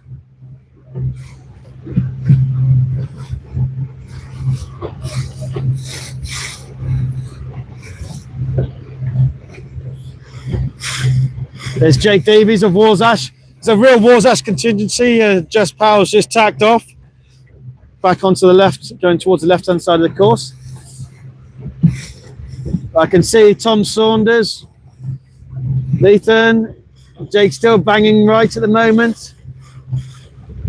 So we've got a gaggle. We're following Warsash sailors at the moment. So just to the left of us, up to windward, is Jake Davies. Jake is just looking over his left shoulder. He's considering the options. Just in front of him is another Warsash sailor, which is Tom Saunders, and in front of him, just tacking, is Ethan Rhodes of Warsash.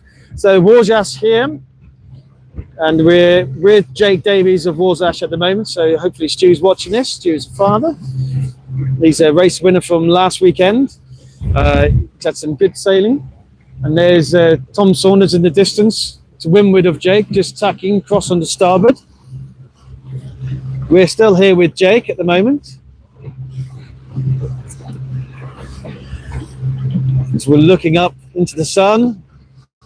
When they get round to this top mark, they'll then be reaching across to the outer distance course, going around their top mark, heading towards the Lewin Gate, and then going to finish. So there's Jake looking for the tack. Let's see if it's nice and smooth. Over he goes.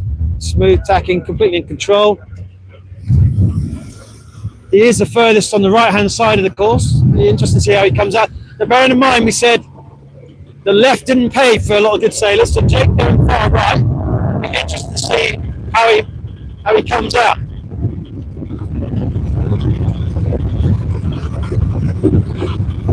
So we're just racing back up to the top of the course, so we can stay with this sixth fleet for the remainder of today. As the 4s and the 7s are finished or finishing for the 4s, 7s are making their way back into the marina. We're hightailing it back up to the top end of the course. As that Cayman sailor extends her lead, so a very controlled race. Just smart sailing, really. It's absolutely smart sailing. She didn't panic at the top. Most people want to win that top mark, get that psychological boost, that confidence, but she's pretty cool about it. She said, you know what, I'm not going right away, I'm not going to push it. Why do I want to throw away a good position? I back myself, and she's backed herself, and she's got back in front of those two sailors on the downwind leg. She still appears to be cross-tacking them at the moment, so without wishing to give her the commentator's curse, I do expect her to go cross-tack those two sailors behind her and see if she gets the ley line right. She's got all control of the race course now, so you know you want a little bit in the bank, but you don't want to be too greedy and give anything away. She's tacking for the ley line now, so off she goes, tacks. It's a long way out, so we can't really say that she's on the ley line, but as a speculative, so if she gets lifted, as in she, a little wind shifter lifts her up, I don't think she will make it, so you can't be laying the mark from 400 meters out, but she just stays into contact with those two sailors who've been closed behind her, staying to windward, making sure she's controlling the situation. As one decides to, now there's a decision she's got to make, so one's gone around early, so they've split tacked. She's sticking with the threat to leeward. It may look like the sailor is in front, but they are to leeward. So when they tack, which they will tack soon, we'll see if he's made some gains enough to go and get front of it. I don't think she's a nice little lift from her there. She's got a little lift. This is Chloe. So, okay, she's battling Chloe. It's two girls at the front. Chloe's not looking like she wants to tack yet, but I think if she does tack, I don't think she'll cross-tack the Cayman sailor. So female 1-2. Yes, here goes Chloe. There's Chloe great in tacking now. Have a cracking race. That makes the Cayman sailor tack right in front of her. Controlling that. Chloe's very young, but she's a very accomplished sailor. She looks super chilled. She's just looking at her nails and thinking, yeah, I like this. Here comes the third place sailor. Going to tack in front of him. Chloe's the inside boat. So this is the inside boat. This is interesting. Cayman sailor's going to go around. Chloe's going to squeeze up. She's got the right. Squeeze. Chloe goes round in second. In third. So ladies 1 and 2. They just look super chilled, the girls. Boys look a bit more agitated, on it, focused. I don't know what's the adjective to describe what they look like, but The two lead boats are really chilled out, really smooth, relaxed, enjoying their day. A Sunday sail. Very impressive. So that gaggle of friends, the Kat, Jess and Chloe, they're going to go away this weekend and say, yeah, I've done a pretty good job. Can be pretty happy with my performance. Hello, is that Ollie Rawlings? I do believe that's Ollie Rawlings up there. Son of Paul Rawlings, younger brother of Tom Rawlings, son of also Lisa Rawlings of the Lyme Regis there. He's been really up the course there, so that's good to see Tom, Ollie Rawlings there. Ollie's going round now. Oh, that's very good. Again, very young sailor, Ollie. I remember him sailing at his first Topper Traveller event in Saltash, hiding behind his father's legs. There's Cat Gunn coming across. So you get to see these sailors on the journey from a very young age. Cat's in a good place there. Ethan Rhodes is coming into view. There's John Emmett. You can't write him off, can you? These big gains from John. He's back in there. There's Ethan.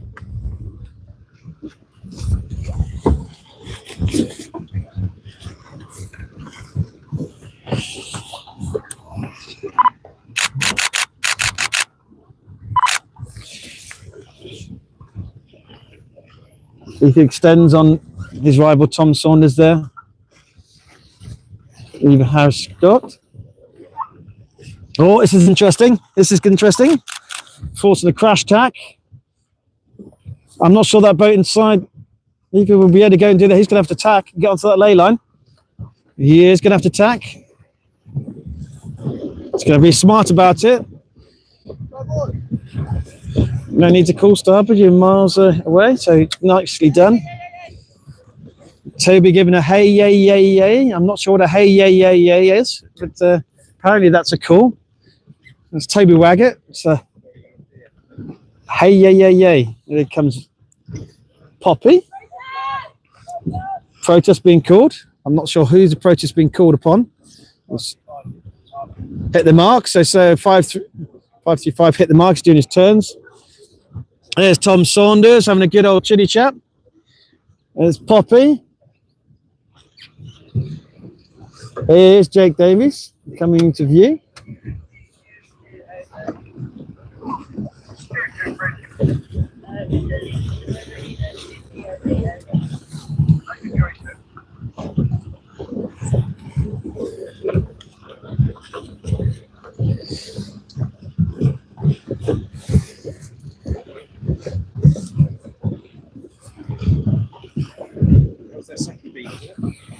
Yeah, this is the second beat. There's Nathan Clark, Jessica Powell. Go around the feet. Watch the finish, yeah?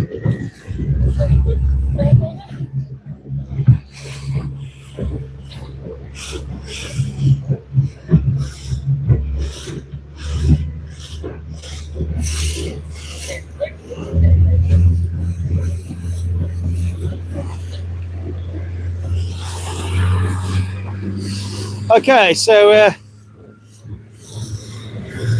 we get back towards the fleet.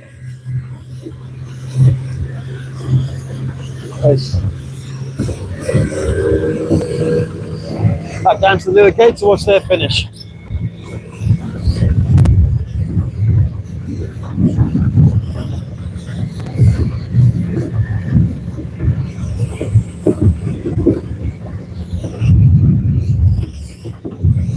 Well, I hope you enjoyed some of this commentary and seeing the visuals at least. I'm not sure if they're going to have this next week. I certainly won't be here. I think I'll be somewhere away. Can we just go all the way down, yeah?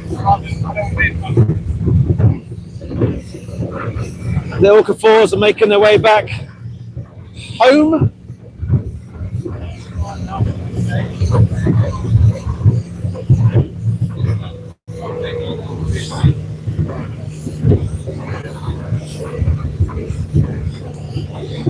So So this is just talk about the highs and lows of sailing. So some sailors today will be getting really good results. I'm feeling pretty good, and that's great. And you should hold on to that feeling, because sailing can be a cruel sport at times. And at one minute you're at the top of the fleet and looking pretty good, and everyone thinks you're a hero. And other days it just doesn't go your way. Doesn't mean you're a bad sailor. Just sometimes you have that. Just the roll of the dice doesn't work out for you.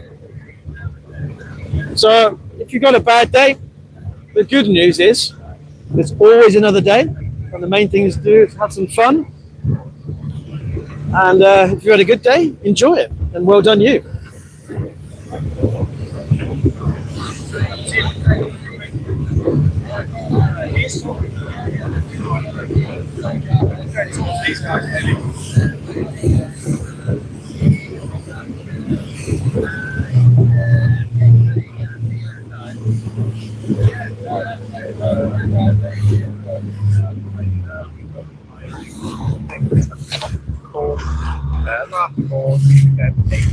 So okay, we've shot down to the towards the finish line and the Newark gate. So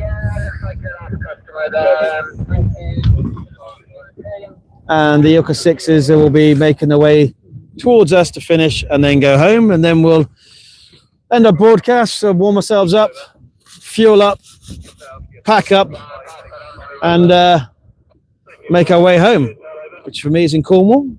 And Alex is going back to Fareham, Warsash Way. Yeah. And Mark, he'll be making the long journey back to Norfolk. How long is that going to take to Norfolk? 6 hours. 6 hours of fun. Now, the interesting thing, so I don't know if it's worse than I don't have two sailors on the circuit, but if you have one sailor who's done really well, I'm not saying this is the case, and one sailor who's done really bad, it can make for a very awkward travel home over 6 hours. But it's sometimes better if both sailors do either really well or both sailors do equally challenging. But yeah, so that's a delight that Mark's going to have to go and look at. Okay, so I'm really interested to see how Chloe and the Cayman sailors carried on. Hope you're all in spinnakers and you'll be watching this. I'm hoping Fiona Grayton, who I think she's shoreside. If Fiona's not watching this, can someone go and find Fiona Grayton, because her daughter's about to go and hopefully, I'm not going to say that actually because I don't want to curse her, have a very good finish. She's had a very good race. So Fiona, if you're around, sit down, watch, get yourself in spinnakers, and what's this final leg? I'm sorry? Watching Jake. Stu Davis. Oh, Stu was watching, was he? Oh, Jake's had a very good day today. It's very solid sailing today. As a parent, I'll be having to go and deal with my son, who had a great day yesterday and has a less great day today. So he'll be not a happy chappy, but again, that's sailing. Take the wins. Yesterday was a good day. Plastic warrior stuff. So Alex is going to go and rescue this bit of plastic, because I am not. There he goes. Well done, Alex. Then we get a chance to get a bit of plastic out of the sea. David Attenborough will be very happy with that. Now, hopefully, Alex does not accelerate, because I'm stood up in the bow and really looking very carefully at the sailors and see if I can view who's coming in to sight. It's relatively easy to spot the Cayman sailor because CAY, but I'm not sure she's had as good as a downwind leg as she did last time. I think she might have slipped down the pecking order. I'm looking for the rhombus sails. The third place sailor, which is a chap, I think it's 6'4", 5". I think he might have nipped in front. I'm looking, straining my eyes up into the sun. As they come down on the final leg, I can see in the top 5 there is a diamond rhombus. So I do see it's a Cayman sail. I'm really looking See if I can see another sail. I know Chloe. I think Chloe's got one of the newest boats out of all of the fleets here. So I think she's a 275 number, if I remember rightly. I think I can spot Chloe. Not sure Chloe's actually got a diamond on rhombus. I think she's still in second place. I think she's overtaken the Cayman Sailor, but maintained a second position. I don't think she's got a rhombus on her sail. That's what's confusing me. I don't know. I can see the usual swish of that blonde ponytail popping through that white hat. It's definitely 226645, and I'm pretty confident that's Chloe Grayton in second place. I don't know. It's not having the red diamond rhombus at the top of the sail. It's confused me. There goes the final mark rounding of the event for the race leader of ILCA 6. And it is 227541, goes round the left-hand gate. It is Chloe Grayton. She's very much held a second position, overtaken the Cayman Sailors third. So it's a male, male, female at the moment. There's the Cayman Sailor of 220039. Chloe didn't help me because I couldn't see that rhombus, but there she is. So Fiona, well done. You should be very happy with it. I always think it's better to start slow and finish strong and finish on a high. That's always a better way. So first sailor is Chloe making her way to the finish line.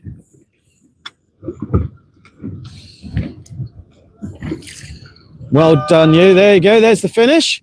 And Chloe will be crossing the line any second now. She's super chilled. That's Chloe Grayton, second place. Super chilled. Yeah, that's what it's all about. Might have a little wry smile to herself, but I'm sure she's very animated towards her mum back at home, but she's a cool customer in the dinghy park. Here is someone who's has a very good day today. It's Cat Gunn. Got a mojo on this weekend. It's looking across. Cat's always worn the visor, the white visor there. The blue shades and 213140. It's 1, 2, 3, 4, 5, 6, 7, 8, 9, 10, 11. She's about 12th position. There's Cat Gun. She goes back onto a reach for the final time. She makes her way to the finish line, and Cat's had an amazing weekend. Lovely girl. Very, very bright. She's one of those straight A-star GCSE students who's in the first year A-levels doing dice, I believe, and also in the British Youth Sailing team. Getting a cracking weekend from Kat. This is absolutely her condition. She's an absolute speed freak in these conditions. So well done, you. And talking of this, there's a wily old sailor coming towards us now. Mr. Emmett.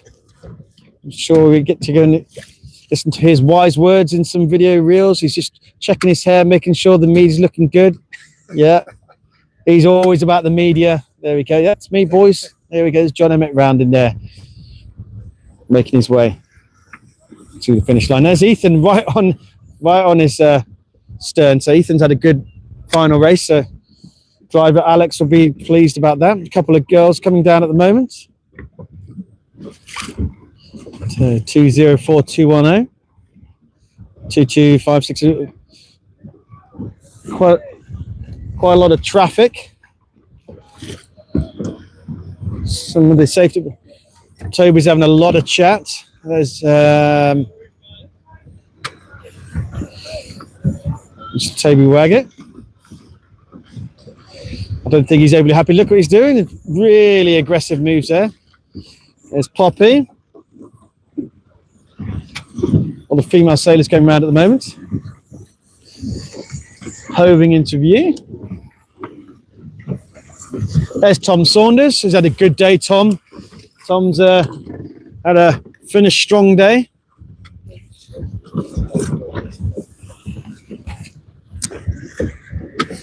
You'll be happy with that. That's Tom Saunders. Father's a yacht surveyor. Again, Nathan's had a good, strong day. Nathan Clark, recently announced as a Performance Academy Sailing Scholarship. Struggled in day one. He certainly picked it up in day two, and he'll be a lot happy with his performance today. Watching out for the people coming over from our left.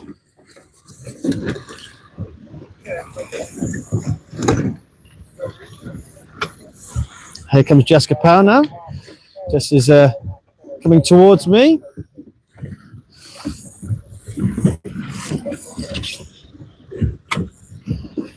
And she'll go for a jibe. She pulls a sail in to induce a jibe, a bit of windward heel. Nicely done, very smooth. She rounds the mark towards the finish line.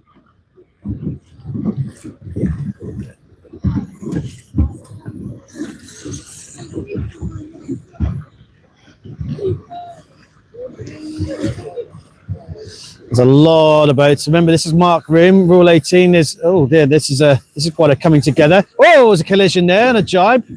There's Ryan going round. Inside overlapped, so he has rights. There is a collision, so you'd expect someone to go and make some turns. There's a lot of conversations going on. A lot of Monty shouting of no overlap.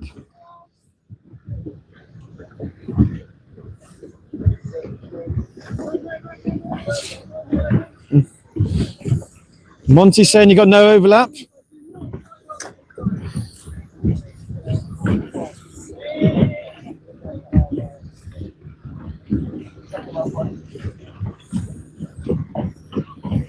I think a lot of boats have just opted to go in and said at the top of the mark, the back of the fleet.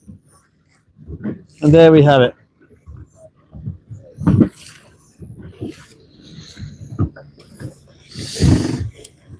Right, well, I think we're going to pause it there and have a break, but I hope you've enjoyed watching today. And we're going to call it a day. So, yeah. Well done, everybody. Thank you very much. Thanks everyone for watching, and let us know what you think. All right, take care.